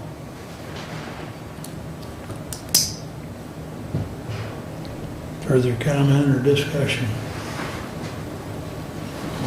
If I can just respond. As far as creating more positions within government, we're really not, because everyone is already it's part of their job that is on that list, with the exception of 3 community members. So consequently, that we're really not adding anything more, we're just simply giving an additional duty to people who are already serving in those positions. So it is really no different than a number of the other boards that we already have in place. who utilize, planning commission would be a good example. That is comprised of people that are already in various positions, with the exception of a community member. So, and in this particular case, I think I am aware of, I believe an email went to all members of this body of at least one individual that is already interested in serving. So I think that, finding that pool of 3 people is not really going to be a significant issue. To speak to the issue of the grant funding ending, I had that discussion with the circuit court judge, and the circuit court judge is fully understanding that this position is solely relying upon the funding by Department of Corrections. No different than our victims advocate position is, which was in the prosecuting attorney's office, where now actually that's moving, I believe, out to Friends of the Court, we're transferring. But that position is solely dependent upon continued funding from the state to support that position. If the funding goes away, the position goes away. Commissioner, Yes, sir. we pay per diems for boards and commissions that we appoint, correct? Some of them. We actually had to add for planning commission, and we finally did have a budget, but we did not pay per diems. We have a number of different bodies that individuals do not receive per diems for. That has to be specifically authorized for those bodies. So we're not gonna pay per diems on this? I didn't say that we're not. That has not been part of the discussion. The discussion is to establish Well, if it. you wanna establish the advisor, Okay. are we gonna pay per diems? I'm open to the idea that is a cost. I don't know what the meeting frequency is, so I could not give you a dollar amount. At this time, as proposed, it does not include per diems, because that is not county policy to provide per diems for everybody. We specifically authorize that on a case-by-case basis.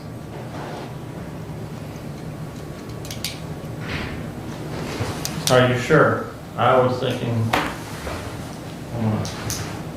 do you have the per diem resolution that was adopted last January? January, February? I know we just looked at that. That would have been a year ago, correct? Correct. Yeah.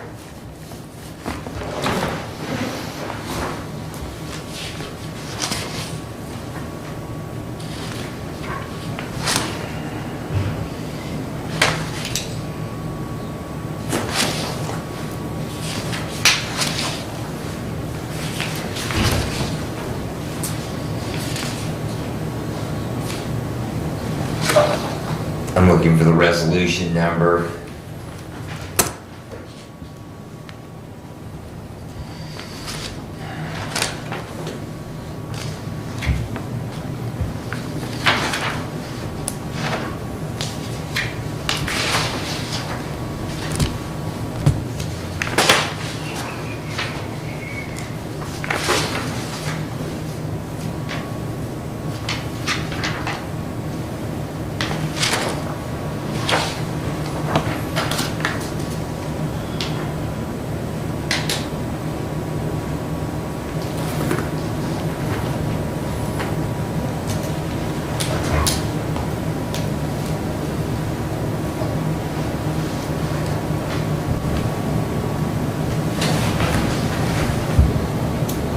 I just at the per diem rate, it didn't say Okay. It doesn't specify who is paid. 2217.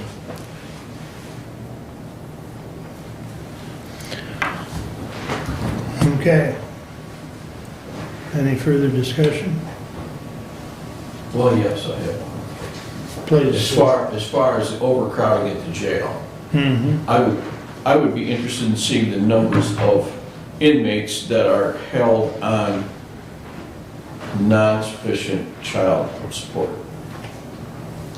which is a big issue. If you got 25 inmates down there that are held because they're not paying child support, they're also not working to pay child support. Incarceration for non-support is kind of going backwards, in my opinion. So as far as overcrowding, realistically, in order to make any kind of a judgment call on that, you would have to know how many people are held and what manner they're held on. And could they be released back into public? Obviously, dangerous people could not be. People that present a threat to the community, but there are especially in the times that we're in right now, there's a number of fathers out there right now that are struggling to keep up with child support, and yet they get picked up because they're behind and incarcerated. So their number is attached to the overflow of the jail, and I think that's going backwards. So I think with some serious look at who's being held and for what reason, it's hard for me to say that they're overcrowded for a really, really good reason. I can't believe we have 75 dangerous inmates in Hillsdale County. I'm struggling with that. So as far as the overcrowding goes, that might be the responsibility of the judges themselves, okay? There are things they can do besides incarcerate someone to help them with their child support payments. And that alone, right there, might reduce the population in the prison to a level that we can deal with without causing a problem. So it does a couple things. If you look at why they're held and if they're taken out of the workplace because they're not kept up on child support, then that's a trifecta right there. They don't get to go to work every day. Their employer wants to fire them because of that. They're not paying their child support, so the child doesn't get financing they need. And on top of that, they're incarcerated and a burden to the county. So if we could maybe get the judges to look at that a little bit closer, and maybe the sheriff to look at that a little bit closer, this would be a non-existent problem.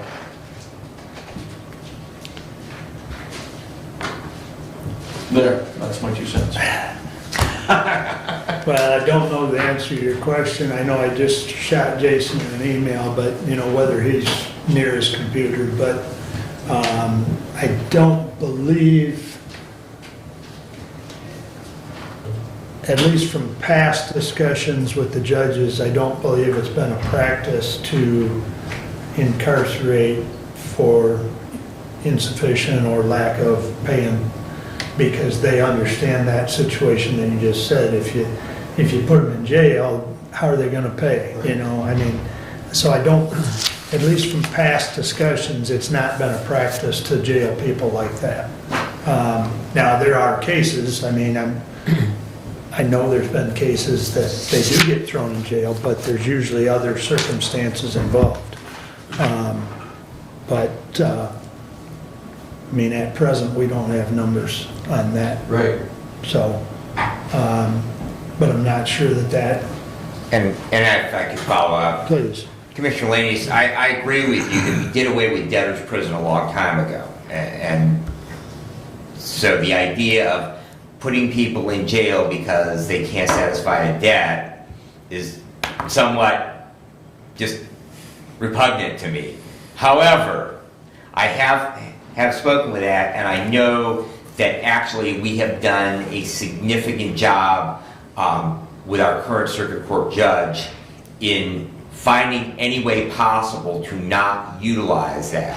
Mm-hmm. Our former circuit court judge was pretty adamant about that, about that people needed to pay their child support, and if not, they were going to jail. And I agree with you that it's kind of hard to pay child support if you're in the county lockup.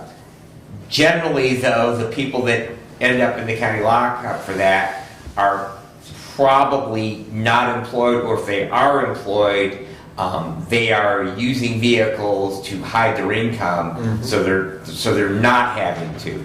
But I do believe that issue has been discussed. Both friend of the court, of course, friend of the court is under the jurisdiction of the circuit court judge. Circuit court judge is the person who is asking for this program. And with the idea of diversion programs, this is just another tool in those diversion programs should something arise. And of course, failure to pay child support is something that rises because those orders, those child support orders, are issued by the circuit court judge, so they are under the jurisdiction of that court. There's always two sides of a coin. If you don't pick up the coin and look at the other side, you'll never know. Yep. So Jason did email back. He said he can look up the last 3 months, which I don't know how long that will take him. but he says we very rarely get child support individuals in jail. Judge Lisney doesn't normally give jail time for I was that. using that for an example. Understand, but I just wanted to verify it. There are other cases. Yep, But, that was an easy example, so. yeah, Made it understand. But at least we've got that one cleared up. So, I call the question. we will do a roll call. Thank you. Commissioner Leininger, No. Commissioner Ingalls, Yes. Commissioner Lanius, No. Commissioner Wiley, Yes. Commissioner Benson. Yes. Passes 3-2, gentlemen.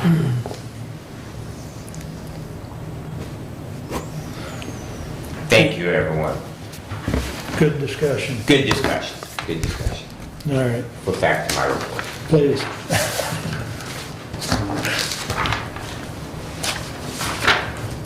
Alrighty.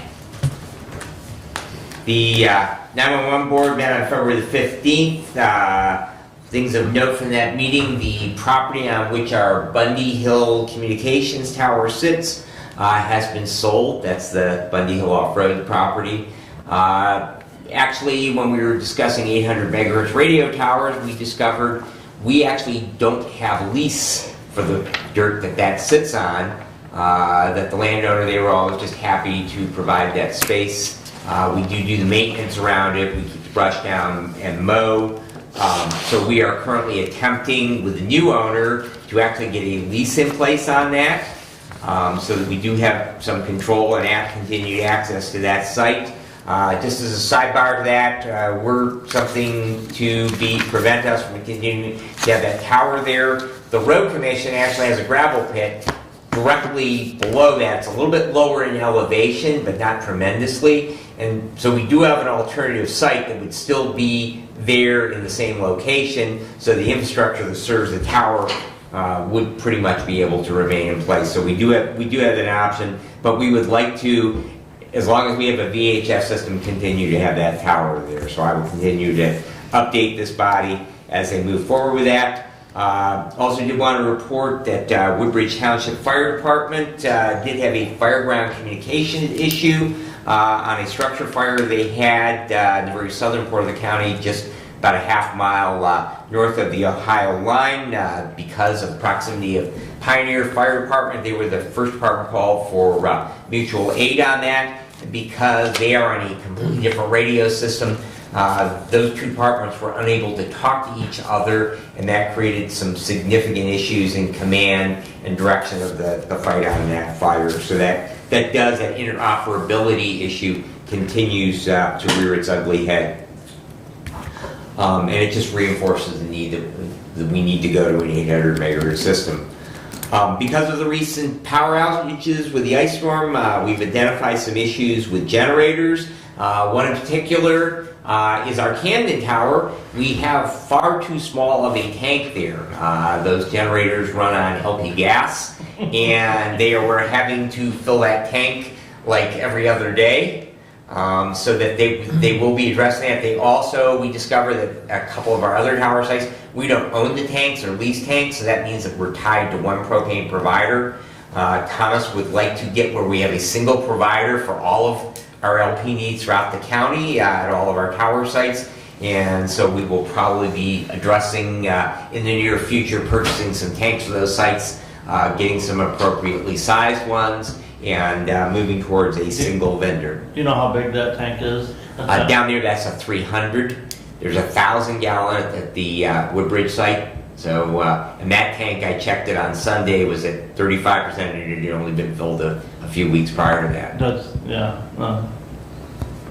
Do they own that 300 gallon tank, or is that No. the leased one? That is the least one, I believe.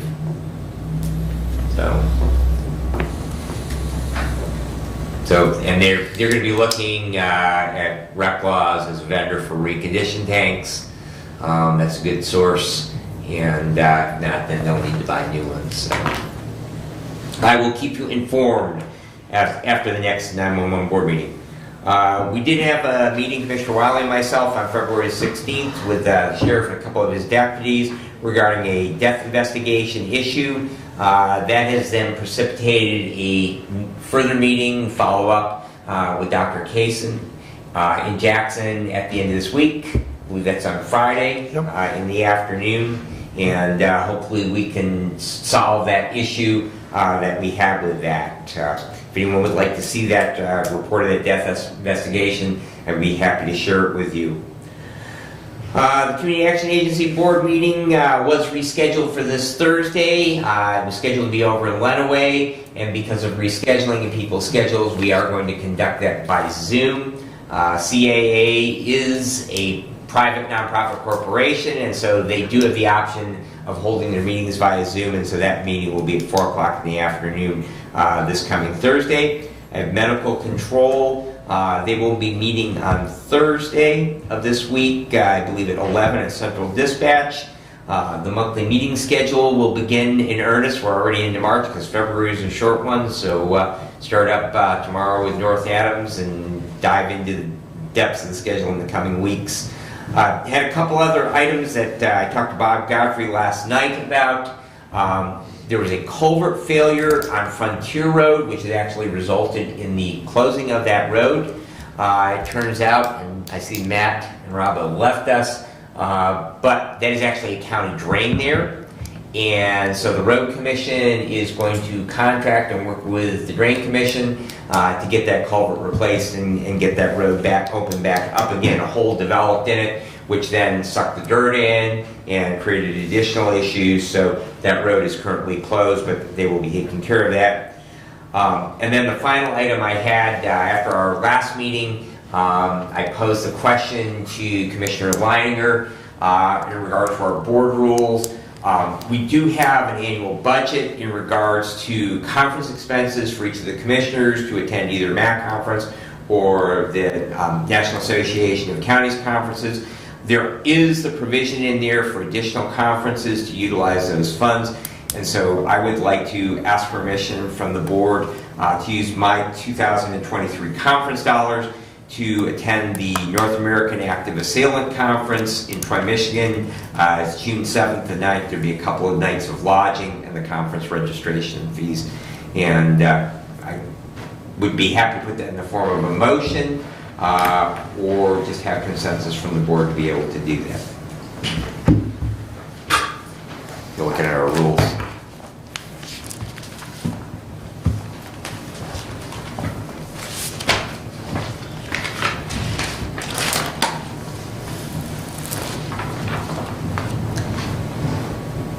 I can read it to you if you'd like. I've got it. Okay. Unless some of the other commissioners would.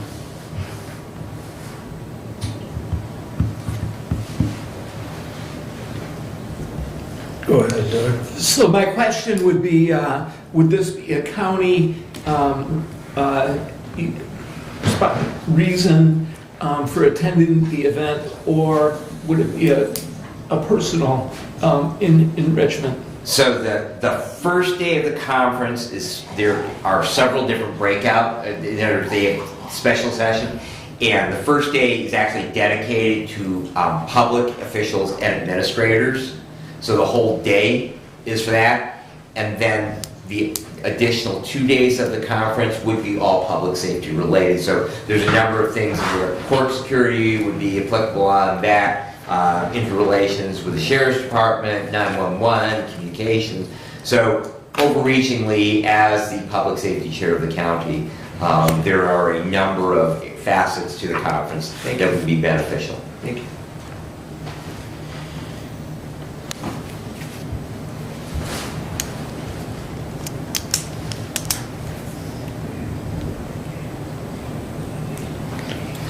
Would the board like a motion to that? Doug's nodding yes, so Okay. we'll put it on record if you want to make the motion. All right, I will make a motion that Commissioner Benzing be allowed to use his conference fees for 2023 for his attendance at the North American Active Assailant Conference in Troy, Michigan, June 7th through 9th. Up to the spending limit of $500 per year. I will support. What was the spending limit again? $500. and it should be less than that. Yeah, Motel 6 doesn't charge much. It's Troy. And you'll never sleep alone. Yeah, that's true. Okay, any discussion on the motion? All in favor signify by saying aye. Aye. Opposed, same sign. Thank you, everyone, I appreciate that. And I'd be happy to answer any questions on our report. Did you, Thomas is here, did you want, Tom! Good to see you, sir. Can I take a moment? We would love to have you, we're public safety. for Okay. public, yep, Sorry. your time Got is here as perfect. fast as I could. So the Camden tank is 120 gallon tank. 120 gallons. And we own it. Yeah, We'd like I, to upgrade that to a 500 gallon tank. pulling out, how big is the generator? I think that one is a 11, it's either 8 or 11. Yeah, yeah, but you're burning 40 gallon propane a day. Yeah. So we would like to upgrade that. Trust me, you don't know how I know? Was, Yeah, 40 gallon a day. what was Do you know how your- many showers he gets in his house with 6 kids? So, I would say there's something wrong with the generator. You got a leak. it's maintained and, Yeah. I mean, it was actually just maintained. We had maintenance out there and they did their annual review on them, so. I'd suggest buying a Miller Bobcat. What was your other, Bundy Hill Tower lease. no, I don't want to cover that. Okay. So, I figured I'd give you guys some statistics from our storm, real quick as far as like how many 911 calls we took. Keep in mind, on a normal average day, we range anywhere from about 180 to 300 a day. The peak hour was 8 p.m. On the 22nd, we took 634 911 calls and 62 non-emergency or admin line calls, for a total of 696 calls that hour. That's double generally what we do In a day. in a day. I know I've gotten a couple concerns as, well, I called and nobody answered, it rang. I got another county, I got this, I got that. Unfortunately, it's a disaster type situation, and that is gonna happen. To me, that means our backups worked. Part of the other concern is, that we have is, our backup counties were also getting hammered by this storm. So their backup is us at some point. So there's kind of some circulation on there, so we'll cover that. But kind of give you a little history as far as the 22nd. So at 3 p.m., we took 17 911 calls that hour. 4 p.m. we took 46, and we jumped up at 5 p.m. to 235 911 calls. So that's kind of when our storm hit, which is pretty consistent with what our numbers are showing. So for that day, we took 2,567 calls for the whole day. The 23rd, we took 719 calls altogether for that day. Our average, let me get back up here, sir. Time of day that got busy was about 7 in the morning, 7, 8, and 9 in the morning. Obviously, when people are waking up, they're going out, they're finding stuff damaged. They're gonna call us, and then again, the 7 and 8 o'clock hour at night. People getting home from work and finding other damage. We continue to get calls today as far as down lines and other various things that are going on with this storm related. A lot of these have already been reported. People think that if we call again, it's going to get taken care of faster. That is unfortunately not the case. It's been turned over to Consumers Power, BPU. They'll get to it when they can get to it.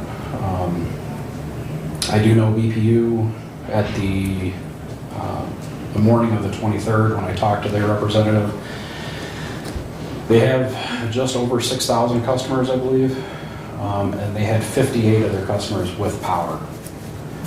everyone else was out. Consumers, kind of the same situation. I did not check as of this morning, but as of yesterday, late last night, they still had 7,500 customers without power when I went home.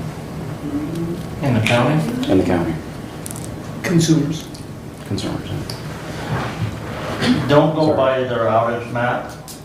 That has not been able to keep up. That's what they keep referring me to, so. Well, I know, but I know somebody that yesterday was showing, the map was showing that they didn't have power, but they had power. So, So again, it's an approximate estimate. So, They keep telling us we're restored and we're not. again, take it with a grain of salt, but that's the best numbers I have right now from them. I think our public utilities, our first responders, police, fire, EMS did an amazing job. I think our staff at 911 did an amazing job. We had, our normal schedule right now is 2 because of staffing, 2 during the day, 2 at night. We had one of our day shifters actually hold over until 11 p.m. So she was there for 17-hour day to help out.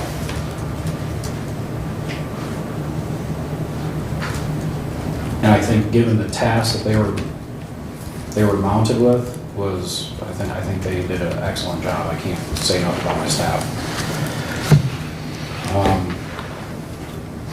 There was a question that was received this morning by City Police Chief as far as looking for state reimbursement as far as funds that have been expelled. Unfortunately, this does not meet the state declaration requirement, so the state does not provide any of that money back.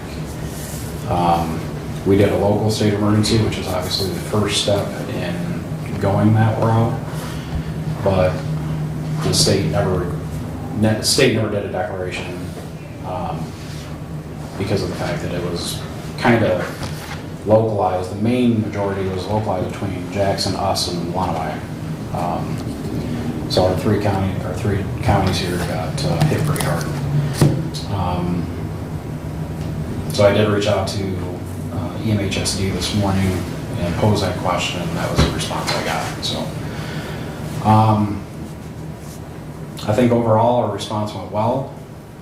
There has been some lessons learned, definitely, especially personally. And I think I was here for almost 20 hours on one day. So, do you guys have any questions related? Yes, Steve. What was the biggest obstacle that you had to overcome? Communication. We're obviously having cell phone issues that day as well through the county. We had cell phone issues the day before throughout the county. So I think it was just trying to communicate with all the respective parties, but ultimately it got done, and we had a good open line of communications once I got established. The lieutenant in charge of Region 1 district actually came down on Friday, spent most of the day with me. We took him around, showed him some of the damage, visited the senior center. That's the other thing. The senior center did an amazing job. So thank you to Terry and the staff out there. Went and visited the senior center. I haven't got exact numbers from Terry yet as far as how many people they kept. I do know the last night they were open, they only had 2 individuals stay overnight. And I believe the max they had was about 15 or 20 that stayed overnight. I do know the first day they served 105 meals on, I think that was Thursday. So they did a really good job. I can't not say enough good things right now about the senior center. So. Do we have any other shelters, Tom, officially or unofficially? No, we opened that line of communication with American Red Cross. Obviously, they're like any other volunteer agency nowadays. Their volunteer numbers are down, and they could not get anybody to come in. We do have shelters throughout the county. I'm not going to speak as to where they are exactly right now, but we do have a meeting coming up with Red Cross next month, so I'll have a little more information about that next month. I do know they have one up in Somerset, they have one in Waldron area, and others throughout the county, but that line was never crossed to open those. The senior center was able to meet the capacity that they had, so at that point, we really didn't see a need to open any additional.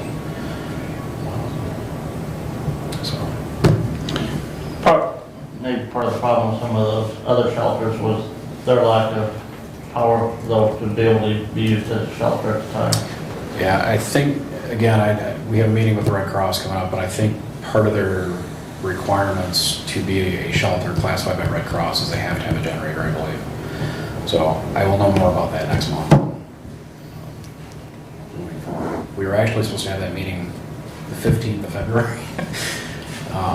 And the American Red Cross individual was sick, so kind of a timing thing. So the text I got from Terry yesterday,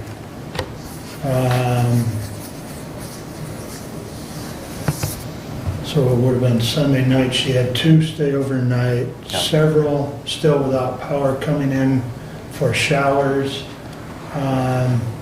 Tentatively, we will be moving back to regular warming center status from 6 a.m. to 6 p.m. Monday through Thursday, Friday 6 a.m. to 4 p.m. and Saturday 8 a.m. with showers, phone charging, meals. Not sure about serving dinner tonight yet. Overnight warming shelter is open 7 p. to 9 a.m. for those still in need of overnight shelter. Oh, okay. So that was yesterday morning, she sent that to me. Okay. So you may want to reach out to her because she's curious how many are still without power. Okay. I know we talked, thought of it yesterday. All my days are running together, so I apologize.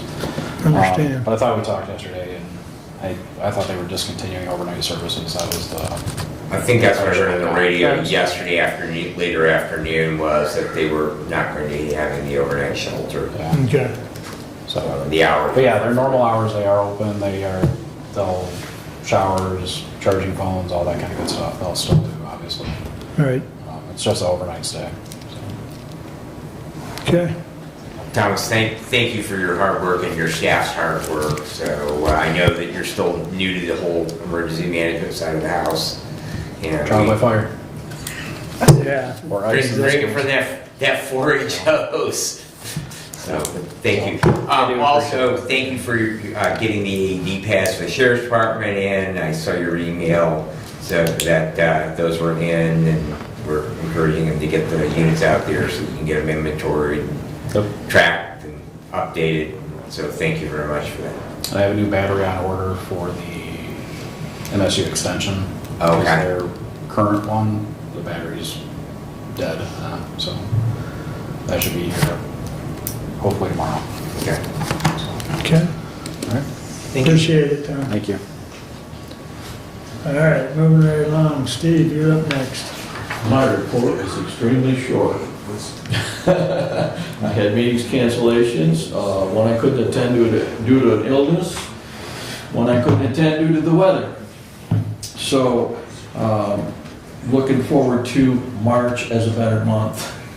So with that, I will relinquish the rest of my time to Mr. Ingalls. Oh, you're up there. Careful. He said it was going to be short. Yes. You have a senior center board meeting tonight? I believe so. I appreciate it. Thank you. Okay, thank you. I shall begin. I'll start with the tour of the annex that we had, Commissioner Benzie and myself, Judges Lisney, Bianchi, 2 weeks ago, had a meeting at the main courthouse. We ended up at the district courthouse with Randy Finley, David Holcomb as well.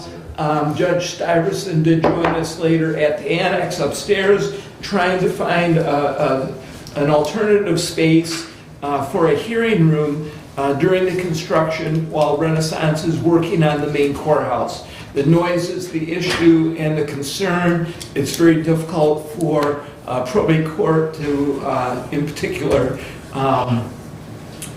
in their space. So, that being said, when we walked through the annex, we found a space on the second floor that was suitable. It would require a wall to be removed. Naturally, when we're talking about probate court and walls, they have a history of walls that are support walls.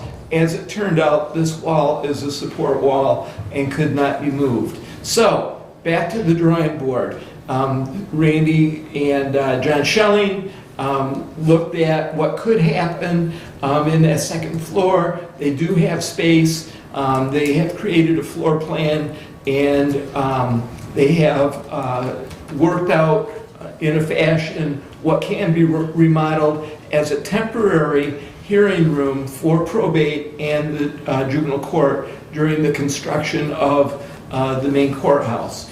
That being said, the estimate and the number of dollars that has been determined is up to, not to exceed $13,000. That will include whatever IT needs to be done, the removal of 2 walls, maybe 3, painting, and some inexpensive carpet. This will be a very useful room, and I move to authorize facilities director to remodel the temporary space in the annex second floor up in an amount up to $13,000 to be reimbursed with a future budget amendment. So where's this money? I'll second. Okay, so to answer your question, Where's this money coming from? This Right. is not in the budget. right, to answer your question, it will come from Randy's budget and David's budget initially, and then in the future, we will create a budget amendment that the budget chair will have a answer to where is the budget amendment money going to come from. In fact, this is essentially a cost of doing the project probably in order to facilitate some of the remodel that may be done in the probate court as well. The budget amendment will follow. The initial money will come from existing facilities and IT. Budget amendment to follow.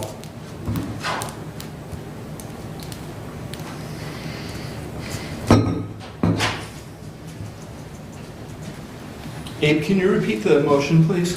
What I have is that your motion is to authorize the facilities director to remodel space within the second floor of the annex building to be reimbursed with a future budget amendment.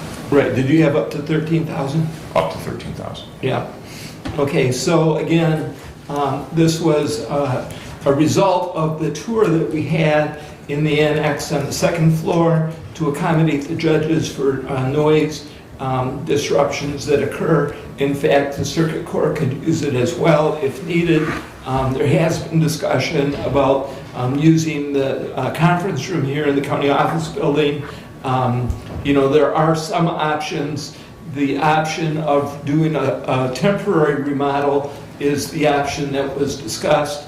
To bring Commissioner Benzine up to speed, I did mention the wall that was not able to be moved and the space that has been designated by Randy and John Schilling to create that temporary hearing room. Why can't this room be used?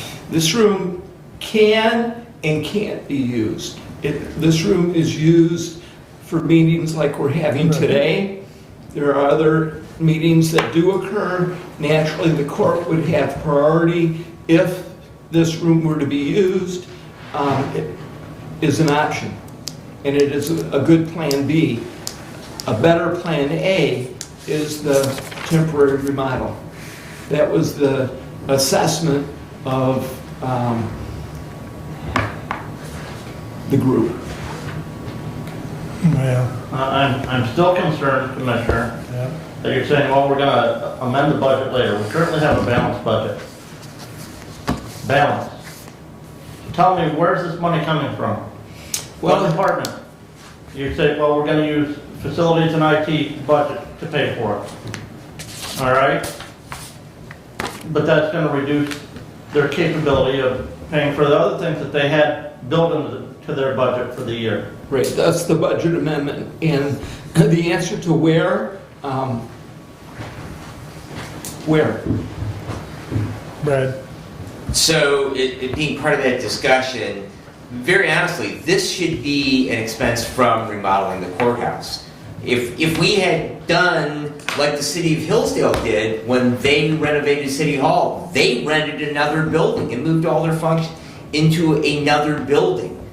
And so that was a cost of the project when they remodeled City Hall. This is a cost associated with the construction that we are doing at the courthouse, and it should be rolled into the cost of what we are doing with the courthouse. We have to accommodate our courts have to continue to function. And we have a year-long construction project. It's not like that this is going to be putting a roof on for a couple of weeks. This is a year-long project. It may be longer than a year when we find out what the total implication. And so when I hear saying, well, where are we going to come up with money? Well, I think we're still a couple $1 million short on the cost of what we've already gone ahead and signed contracts for. So yes, it's another expense, but it really is, it's part of the cost of remodeling that building.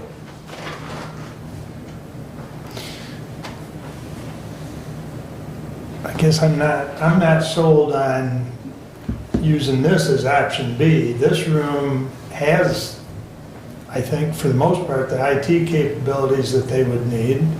It's got plenty of room, and it doesn't require spending $13,000. So I would say this room would be option A. I mean, the only 2 times that it's really used is already on the calendar is twice a month for us. And in the interim, if circuit court or probate could coordinate with district, they might be able to use that courtroom. You know, I'm not real keen on spending $13,000 on, you know, something that's temporary. So, further comments? So part of that discussion Yeah. is keeping the courts in the courts buildings. Yep. So whereas this building is administrative. Understand. And there are some political overtones with the separation of powers and that of the judiciary. So part of the thought in discussion with facilities was by keeping court functions in court buildings, we don't run into that intrusion of the courts into our administrative space or the administration side of the house into the judicial side. That may be semantics, but it does mean a lot. As far as the technology wise, really the big thing with the technology is contained in a couple of laptops they've got, because that allows the court recording more so than the video screens, and Abe is probably better versed with that than any of the rest of us in this room as far as what their needs are. As far as the use of this room, there really are a lot of people that utilize it. I know that I'll come in to use the office and there'll be a meeting going on in here. So it is somewhat regularly used.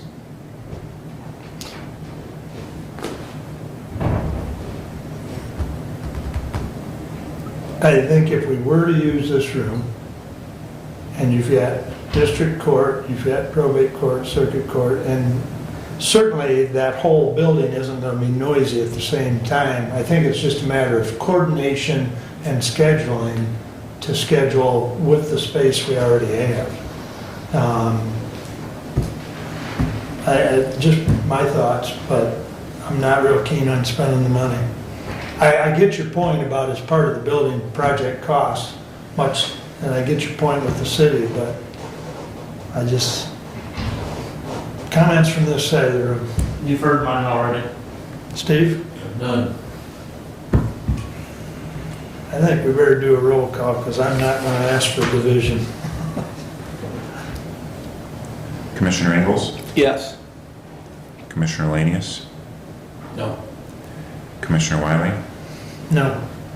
Commissioner Benzing? Yes. Commissioner Leininger? No. Fails 3-2, Doug. Okay, so we have also a revised agreement from Pago USA for the purchase of the annex. They have, as part of their agreement, previously, they had a 2-year access to the second floor. They have removed that. They have removed the 2-year aspect of that access. Also, they have added specifically that if the county needs to get out of the lease, that they can have an early exit. That was addressed as well. Early exit is specifically mentioned as okay. This has been sent to the attorney, and the county attorney has a preliminary response. The attorney did ask for a Word version rather than a PDF version of the proposed purchase agreement, and I am still working on receiving that from Eric Long at Pago. So we are not ready to move forward yet. The attorney has not completed his research on the lease. I will answer a question if you have on the Pago lease. So we don't have a written opinion from our attorney yet? Not yet. Okay. No, we have a preliminary response. We do not have his final answer yet.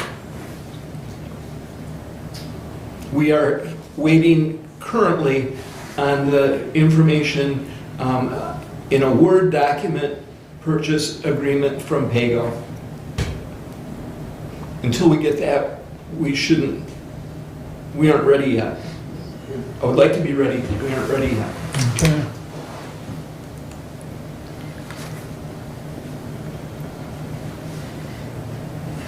Okay.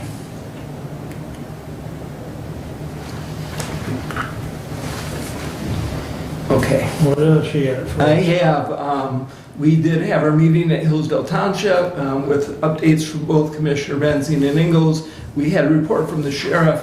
One of the bits of information that I gained from that was that Hillsdale Township itself had 711 responses in the past year. It was his annual report.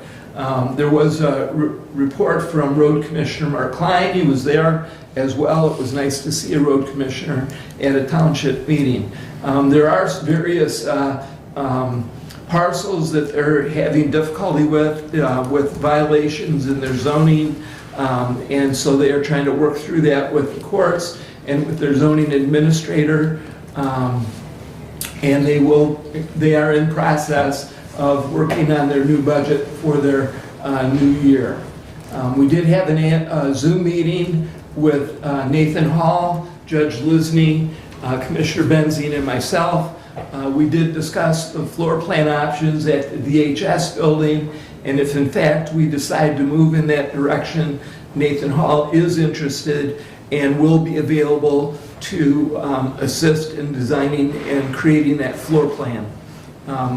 Again, at this time, we're not ready to move on that because we don't know what we're going to do with the annex, but Nathan did have a proposal that he talked about, that it would be in an amount not to exceed $10,000, billed quarterly for time and material, and that would expire 12/31 of '23. And so that is something, if we decide to look further into the DHS building, we do have an opinion on that that is still in process as well from the attorney on the lease for DHS, and so there is more information to follow as well with that. Hillsdale City Council talked about their farmers market. They're going to close on Saturdays, Howell Street from 6 a.m. to 2 p.m. between McComb and Bacon, and that will be May 6th through October 31. That was approved, again, for the farmers market. They will not be in our parking lot this year. They will actually be on Howell Street. Yes? Thank you, Commissioner.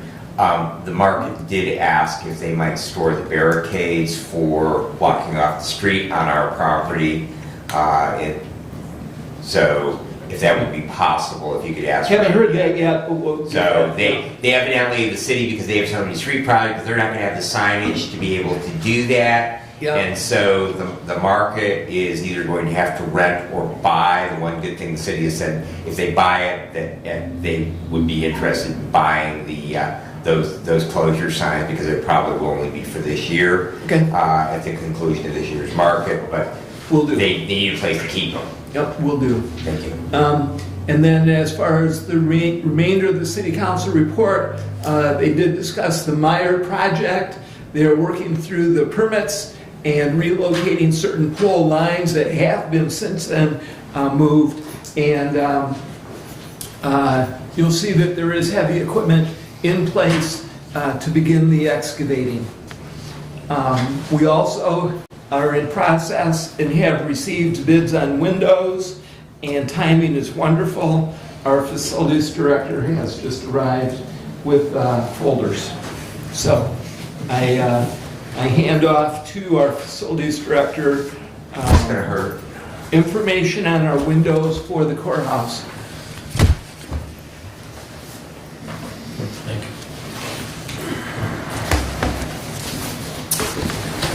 Okay. Commissioner, if I could, can we recess for 5 minutes? I would love to.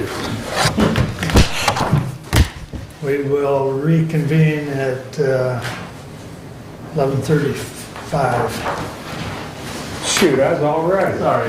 I'm sorry, Randy. I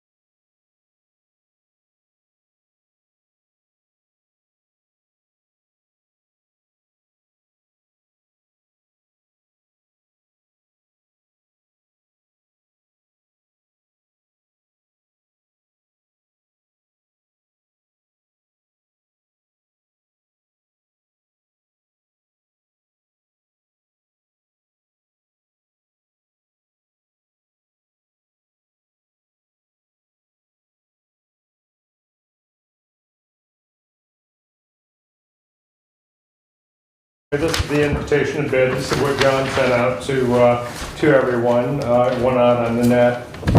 And it outlines everything that we required of the companies. The first one it's marked number 1, and it's Renaissance. And the first page is a description of what they'll do. The second page, under acceptance, you'll notice option 1. That bid came in at $1,645,000. And option 1 is to restore what's there. Option 2 is to do window replacement, complete that type of work, and that came in at $3,124,450. That's Renaissance. That's the one that's doing our roof right now. The next one is number 2. Mark number 2 is Pella Windows. This one here is not a restoration. This is a replacement. And you notice as you go down through, they have it itemized and everything. If you take out, they put in taxes, but if you take out the tax, that came in at roughly $3,000. That was number 2, and number 3, we only had 3, and number 3 is the one I'm recommending. This is Blackberry, and this company came out, they looked at it and said, we can restore what's there. And so they'll list everything they'll do, and it's basically if it needs repair, they'll repair it. If it needs to be replaced, they'll replace it. And this particular bid comes in at $240,260. In addition to that, anything they break, if they break a glass, they'll replace it. It'll be $82 per window, that type of thing. If they had to replace all the glass in the building, you're talking $16,520 additional charge, and $6 per lineal foot to repair the sashes and that sort of thing. So at $240,000, you could have additional expense of maybe $20,000 tops, and that's if they use the scaffolding and everything that's there. Now, I talked to Renaissance, and they really don't have a problem with the scaffold being used by another company other than insurance. And we get into liability problems with that. So, with that said, Blackberry will probably would have to use scaffolding or two-man lift or whatever. So you can add some additional money on there. I would think more than $50,000 more and cover it. So I'm saying probably for under $300,000, you could end up having all the courthouse windows redone. And the reason why these windows, a lot of these different companies would like to refinish what's there is because these windows are made out of old timber. It's back in the day when they cut down the original timber and everything, those trees were a much tighter grain, a lot harder for them to decay, a lot harder for them to wrap, that sort of thing. That's the reason they've lasted so well on the courthouse up to this day. So it would be a refinish of what's there. And in addition to this, the second page behind that is their references, and a couple of the places that they reference that we know probably pretty well. One is Western Michigan University, another one is Michigan State University, another one is Hillsdale College. So this company's been around and been doing a lot of quality work at a lot of different places. So, and this would be the one that I'd recommend if we go forward.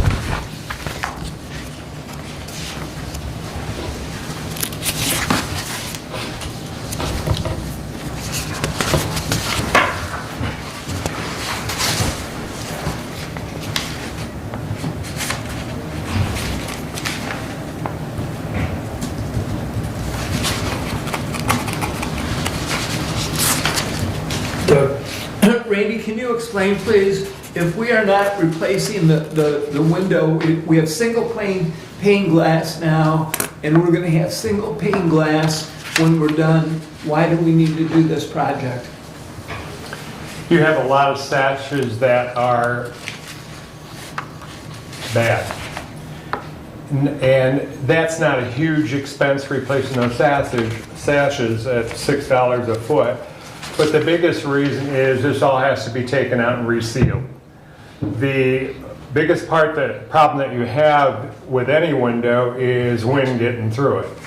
Whether it's a single pane, double pane, triple pane, makes no difference. If it can get around the glass, it's going to be cold. And so that's the reason for going that direction. And they would reseal everything, take panes of glass out, make sure everything's right, put them back in, everything's resealed as you go back in. Just virtually you would have a new window that was back in the day. And this doesn't change the aesthetics of the courthouse at all. As a matter of fact, the storms that are on there, which really don't work, and the reason for that being is a lot of storms only go up so far and then they stop, and then everything drops in behind them and that sort of thing. So all they are basically the windbreak up there right now. So get those storms off, reseal these windows. These windows also have anchors and rope, for a better term, they have weights, but I call them anchors because that's what they look like to me, in the sashes in the back, and they go to a pulley system that comes up and over to the window, and that's the reason these huge windows you can lift up like that. A lot of them are broke, and you can't lift those windows open at all. Now, do we need all the windows to open? No. The second floor, we don't need all those windows to open at all. But a lot of them we do down lower, that sort of thing. And so they would go in and redo that also.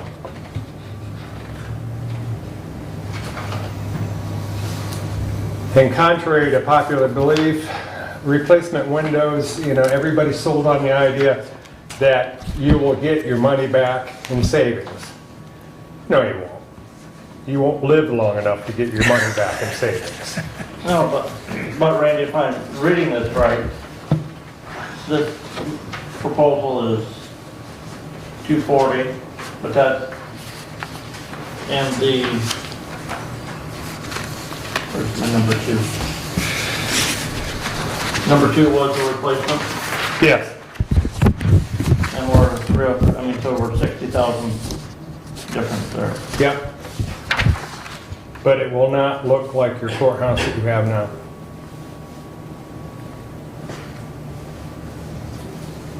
When you say it won't look like Randy, When you do a replacement window and you slide it in, you're sliding it into the hole and you're actually creating your window down smaller.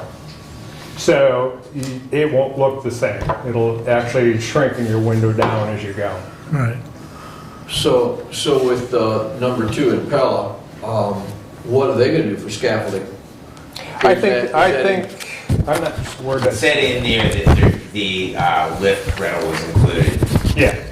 Yeah. Oh, I see it, yeah, I didn't see that before, I do now, thank you. And Randy, the Pella proposal is pretty light in comparison to these other proposals. So, I'm not I'm a big picture guy, but I'm just a little concerned that they looked at this and didn't put a whole lot of attention to detail. So I'm curious, is this a single pane window that they're talking about? I believe they're talking a double pane. But there's nothing here that indicates. So right. I believe. That's right. So, and that's my biggest, at first blush, it's like, okay, well, especially if Blackbird's gonna charge us, another 50 grand on top of that for, lift rental or scaffolding or whatever, then the 2 proposals get pretty doggone close. But, like I say, the Pella proposal to me of what we're seeing here from the other 2 bidders is mighty doggone thin, especially for a project of this scope, and I'm not real comfortable with the product we're getting or the scope of the work that they're going to provide and what the we forgot is going to be. That's the reason I suggest Blackberry. This is not your home windows where you just pop them in, and that's basically what Pella is. This is the courthouse. You're spending an awful lot of money to make it look the way it has always looked. And when you go in and you do a replacement window, you're changing the look. It won't look the same, okay? The Blackberry, they're going in and actually refinishing what we already have and making it exactly the way it was. So it's going to have the same, it's going to actually have a better look to it because you're going to take all them nasty storms that are on there right now off. And they're gonna go away forever. And they're gonna go away. And that will enhance the look of the courthouse. Right now, if you were to go up in Judge Lisney's office, you can't see out the window. And the reason you can't see out the window is because everything drops over behind those storms right now, and you can't clean behind it unless you're taking all the windows of storms off. They're not doing that much good.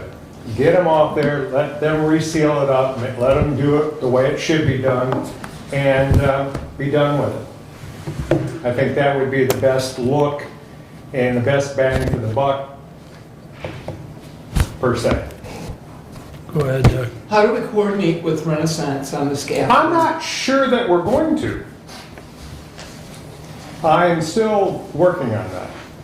But if we can't coordinate, that's the reason I said expect maybe up to 300,000 because we may end up having to get some scaffolding in here, or they might have to rent some. If not, they may use ours. We have scaffolding.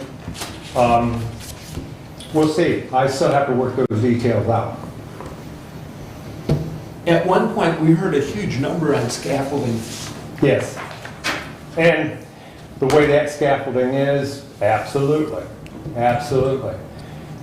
I would, and there again, I'm assuming, but I would assume they would do most of the work up high with a lift. And then, you know, guys on the inside, guy on the outside, and take them on out.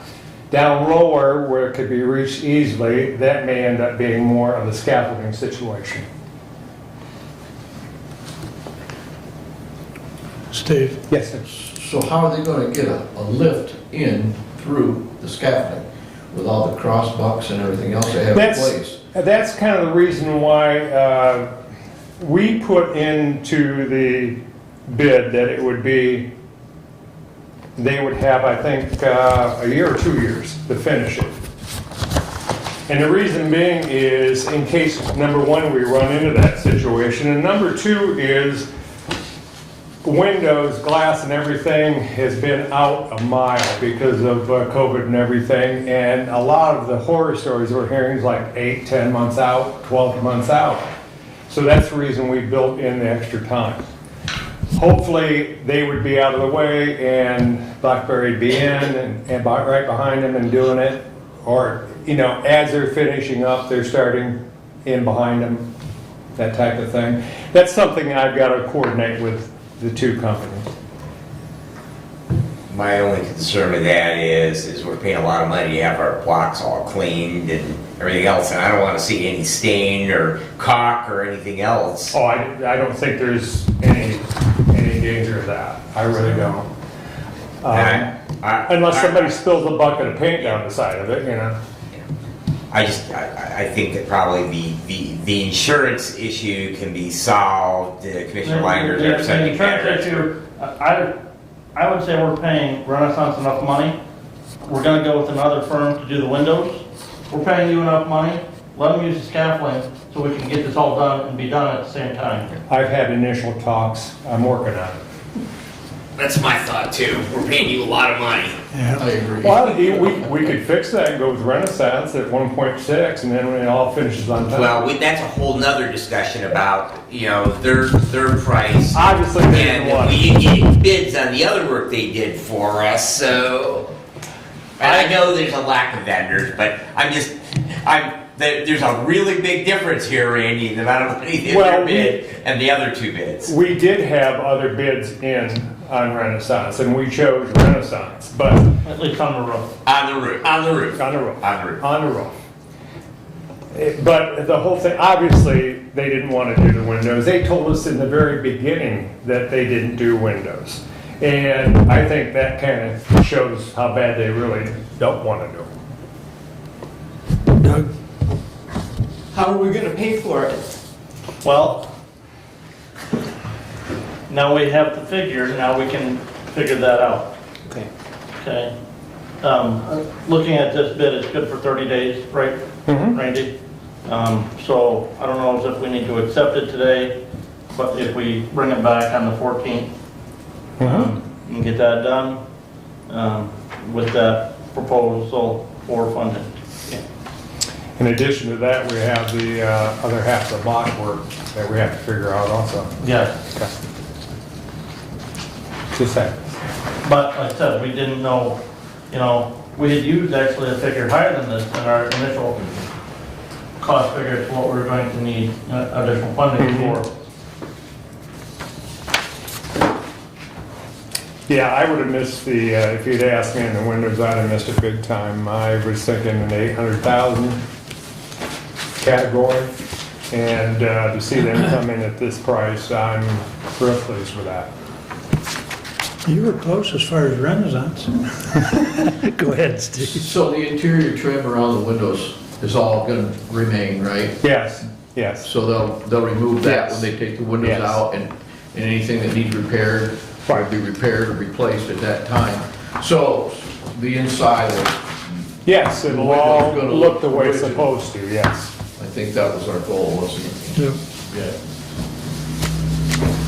Okay, I got it down for the 14th. Very good. Hopefully you can have a resolution with Renaissance regarding this capital needs between now and then. I'll work on it. That would help. Okay, That would help.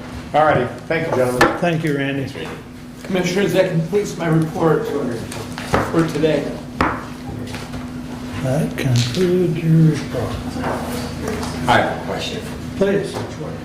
So, facilities, we have, and first of all, I'm going to preface, I don't have a problem with doing it, but we have a policy about use of this building outside of hours, and I understand that we're moving the board review training here, which is, by the way, guys, if you have not been to board review training, you should attend. It's well worth your time, a couple hours. However, we do a policy, we don't use this building after 5 o'clock, and the reason why that comes up is that with the homeless task force, we were talking about where we were gonna have our next meeting, and we originally met at 4:30 in the afternoon before the building closed, but we wanna have our next one to accommodate people's schedules at a later time of the day, which would take us after the closing hours, and so I offered MSU extension rather than this room, because of our after-hours building policy, and so I just would like, for my own edification, some clarification on the use of the building after the building closes, even if it's a function of county government. The way you can use the building, that's not an issue. We just have to have an employee present. That's it. Somebody has to be there in charge that represents us and is able to lock the building behind them. Good, because I did that and I didn't know we weren't supposed to do that. As a matter of fact, Nick had some training and it fell through and he had to do an emergency one, and they had the training in here last night? No, there's one tonight. This tonight. Oh, okay. It's tonight. And that's the training I'm just referencing, so that's, like I say, I just want clarification as to the usage. And Commissioner, I think there was a resolution, I forget what year it was passed, but it dealt with the courthouse. It said the courthouse. But we revisited that in the last, in all but Commissioner Lanius, in the last 2 years, we've revisited that issue. In particularly in regards to this building. Again, we were supposed to lock down at 5 o'clock, so nobody could come in and go out. Does anybody want to use the building then? Sure, no problem. Well, not Just anybody. have to have somebody unlock it and lock it. But not, And be there. it has to be Authorized. county government. It has to be an employee. So, because what precipitated the original policy, we had an outside nonprofit organization that was using the space with employees present, and that was a problem, and particularly for your cleaning staff. So the policy was changed. We did not allow any usage after hours, period, was my understanding. Well, in addition to that problem, so- we had people wandering the building in places they shouldn't have been. That was what really triggered everything. So I just need to know if the homeless task force, which is, I mean, it's a function of city government, but I'm a member of that task force. If we want to use this space, then that is not a problem with our policy as it's currently written. Well, I think in this case, it's the equalization department that's using the building. That is a branch of county government, Commissioner.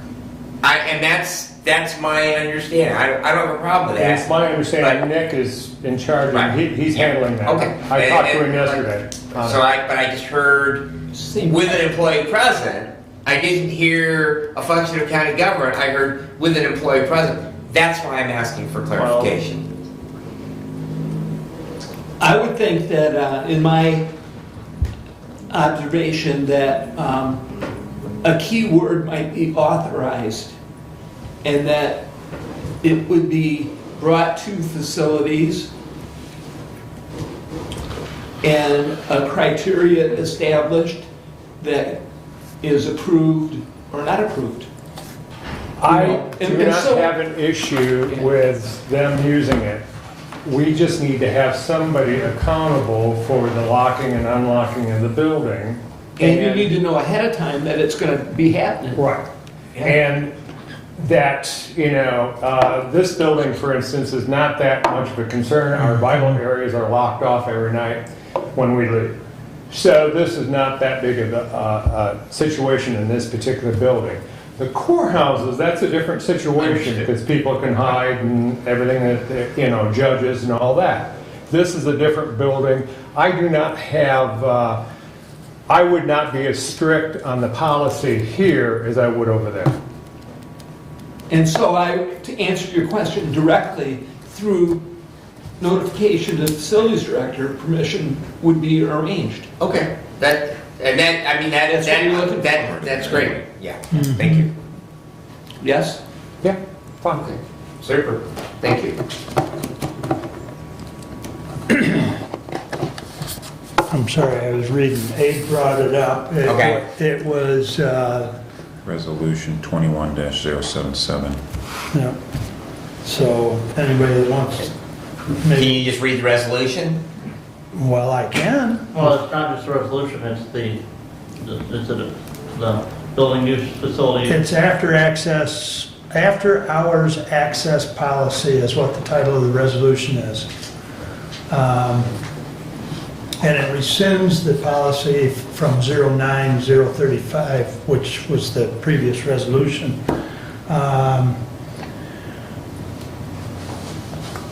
Yes. Summary. Whereas the change is based in part on recommendations formulated by facilities and public safety committees regarding after-hours access policy for courthouse, courthouse annex, and the county office building.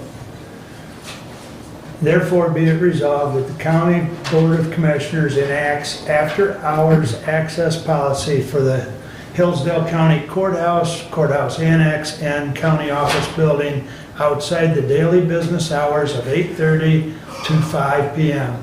After 5 p.m. and before 7 a.m., Monday through Friday, these buildings shall not be open to any private organization, political action group, or private citizen.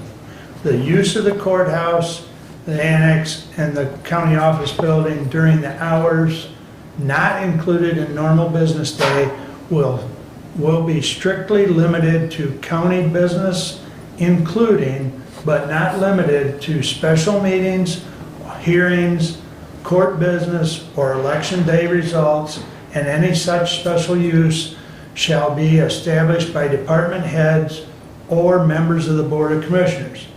all such uses shall be scheduled through the county facilities director or their designee.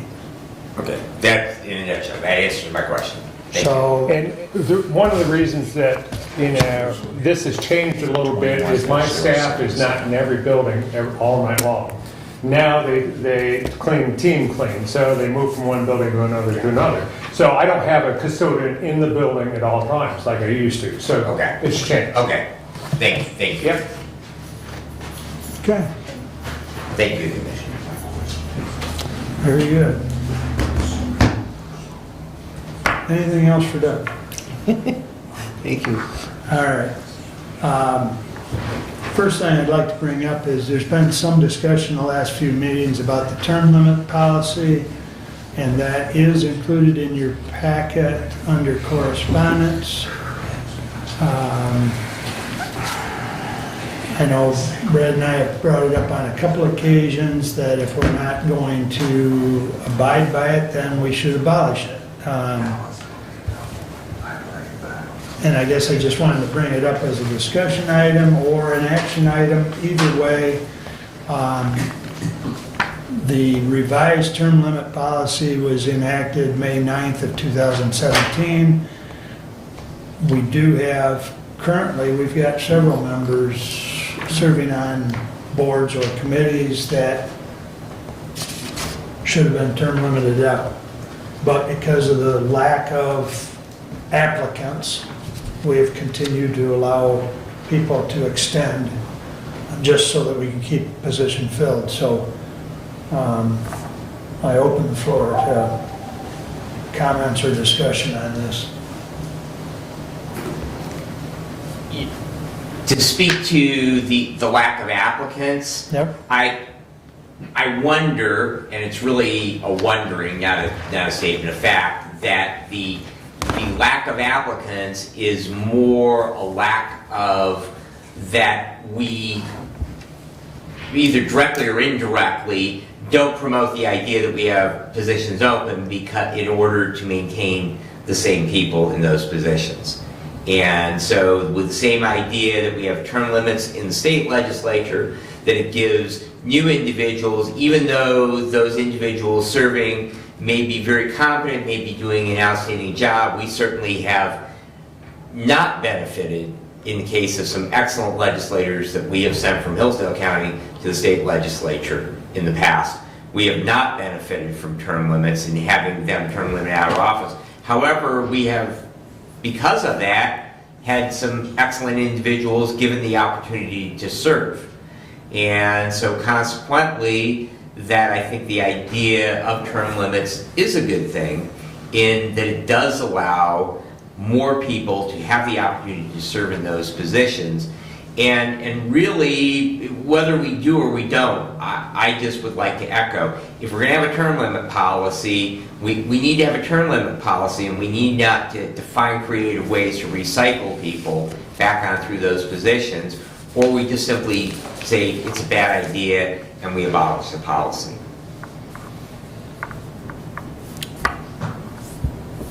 So, once again, it's for information. If anybody wants to take action on it, that's fine, but it's for information because I know even at the last meeting, there was some discussion about it. So I wanted to make sure that it was out there for everyone. You can certainly chew on it and we can discuss it at a further meeting or whatever. But it's out there. And attached to that, since there's 2 pages, you see the term limits of the different appointments and current terms, so on. So that, and there's an appointment for CAA that the Personnel Committee would like to recommend, which will bring back a resolution unless someone has a problem, because we recommend to CAA. It does not have to be a commissioner, and we have talked to Megan Zimmerman, correct? Correct. And I thought I wrote it down correctly. It's spelled unusually. Megan currently is on the board, but she, because of her, She's a consumer currently because she has children Thank you. in the programs of the agency. And her children are aging out. right, so her role could shift to being appointed as a county, Well, yeah, I forget the terminology. She is an elected official, it's an elected official. Yep, that's what I thought. it So, was. or governmental elected official, and so she currently does serve, she's the clerk, correct? In Wright? City So she- clerk, yeah. Township. Township. So she's the township clerk in Wright Township, So- Commissioner Weiner's district. She's been a good board member. She has been there at board meetings, all the ones that I've attended. Our attendance is good. The agency is happy with her. That is one of the things that they do report back to us, is attendance for the people that we recommend. And She'd so- still be responsible for filling out her application because Right, they make the yes. appointment. So, we simply make a recommendation. exactly. So unless there's any concern about that recommendation, Personnel Committee will pursue that. So, medical care, I'll read Terry's report real quickly here. The facility is currently experiencing a COVID-19 outbreak. As of this morning, we have 12 COVID-19 cases among residents, and 6 staff members are off work related to testing positive. 3 of the residents who have tested positive had declined vaccinations, and the remainder are up to date on vaccinations and boosters. We are not seeing the severity of symptoms as we have in the past. However, 1 resident has been hospitalized per their request. Antiviral medications have been provided to 10 residents, as 2 have refused antiviral therapy. Per direction of the Centers for Medicare and Medicaid, limited visiting does continue at the facility. PPE is required during your visit. A brief health screening is required prior to visiting, and rapid COVID-19 testing is available at no charge prior to your visit. We are keeping families and responsible parties updated via robocalls and individual resident condition updates. Video calls are available by calling the facility life enrichment office at 439-2830. We ask that if you're not feeling well or have a recent exposure, that you postpone your visit to the facility. Related to the recent power outage, we would like to offer our appreciation to the Board of Public Utilities for their quick response to the facility. The facility generator operated as designed, and no lasting effects were felt from the outage. Respectfully, Terry Esterline. So that's the latest from the medical care.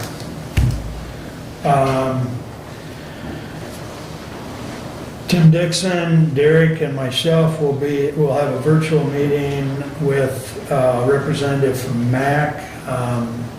Her name is Amy Dolinky. I'm probably not pronouncing it correctly, but anyways, she is the MAC's expert now on opioid monies and the usage thereof. So we're going to have initial conversation, and then Derek and I can certainly update the board on that.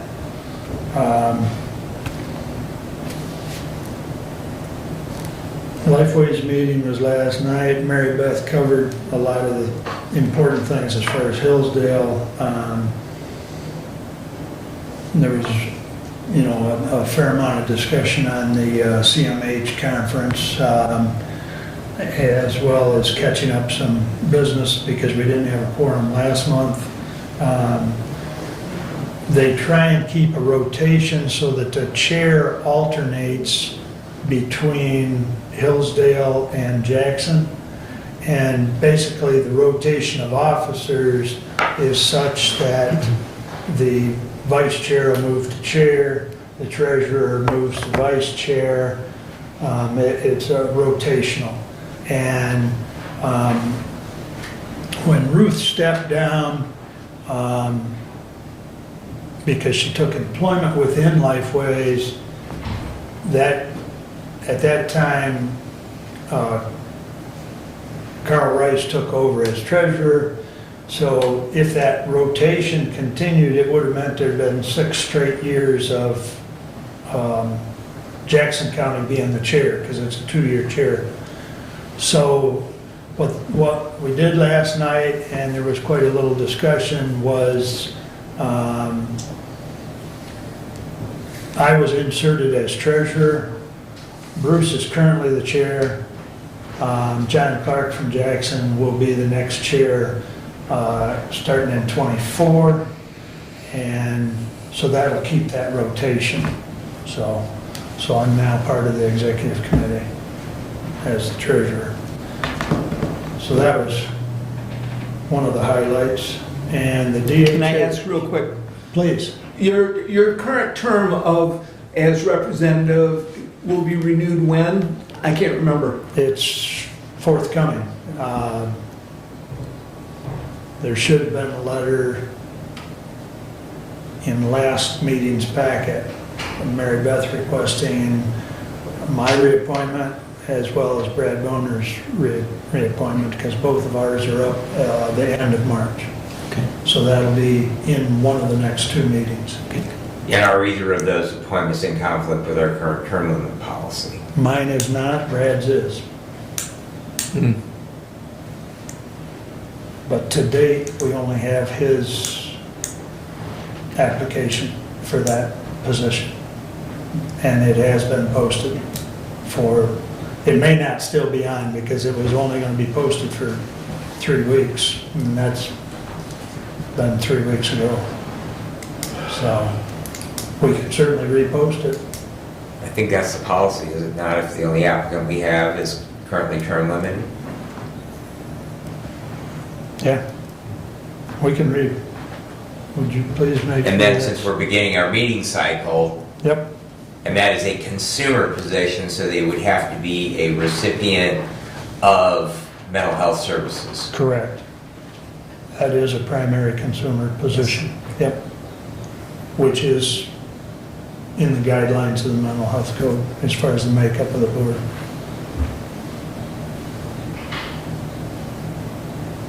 DHS and Medcare meeting last week were postponed. We meet this week. Go figure. ICE and everything. So that's... And Lifeways was postponed from last week to, rescheduled for last night. So the weather was a little better last night. Rain is better than ice. Hard reading. Yeah. But that's all I have unless there's a question or comment. Did I miss something? You've got that inquiring eye. No. Okay. All right. We'll wrap up here before lunch, I hope. That brings us up to public comment. Anyone wish to address the board? Yes. I emailed each of you a list of... You are, sir? My name's Curtis Turner. Thank you, and Curtis. I live on Spring Road. And I emailed you, as well as the county sheriff, one of these lists of lectures. And I consider them a master class in human nature. And I thought each of you would benefit from it by looking at the lecture. The email or the web address is at the bottom. And I think if you look at these lectures, they'll draw you in and maybe provoke your interest in following through with all 8. And that's what my hope would be, that you take advantage of that. So It's by Dallas Willard. He was a distinguished professor of philosophy at the University of Southern California. And a wonderful man. He died in 2013. That's all I have. All right, thank you, Bruce. Bob? Sir.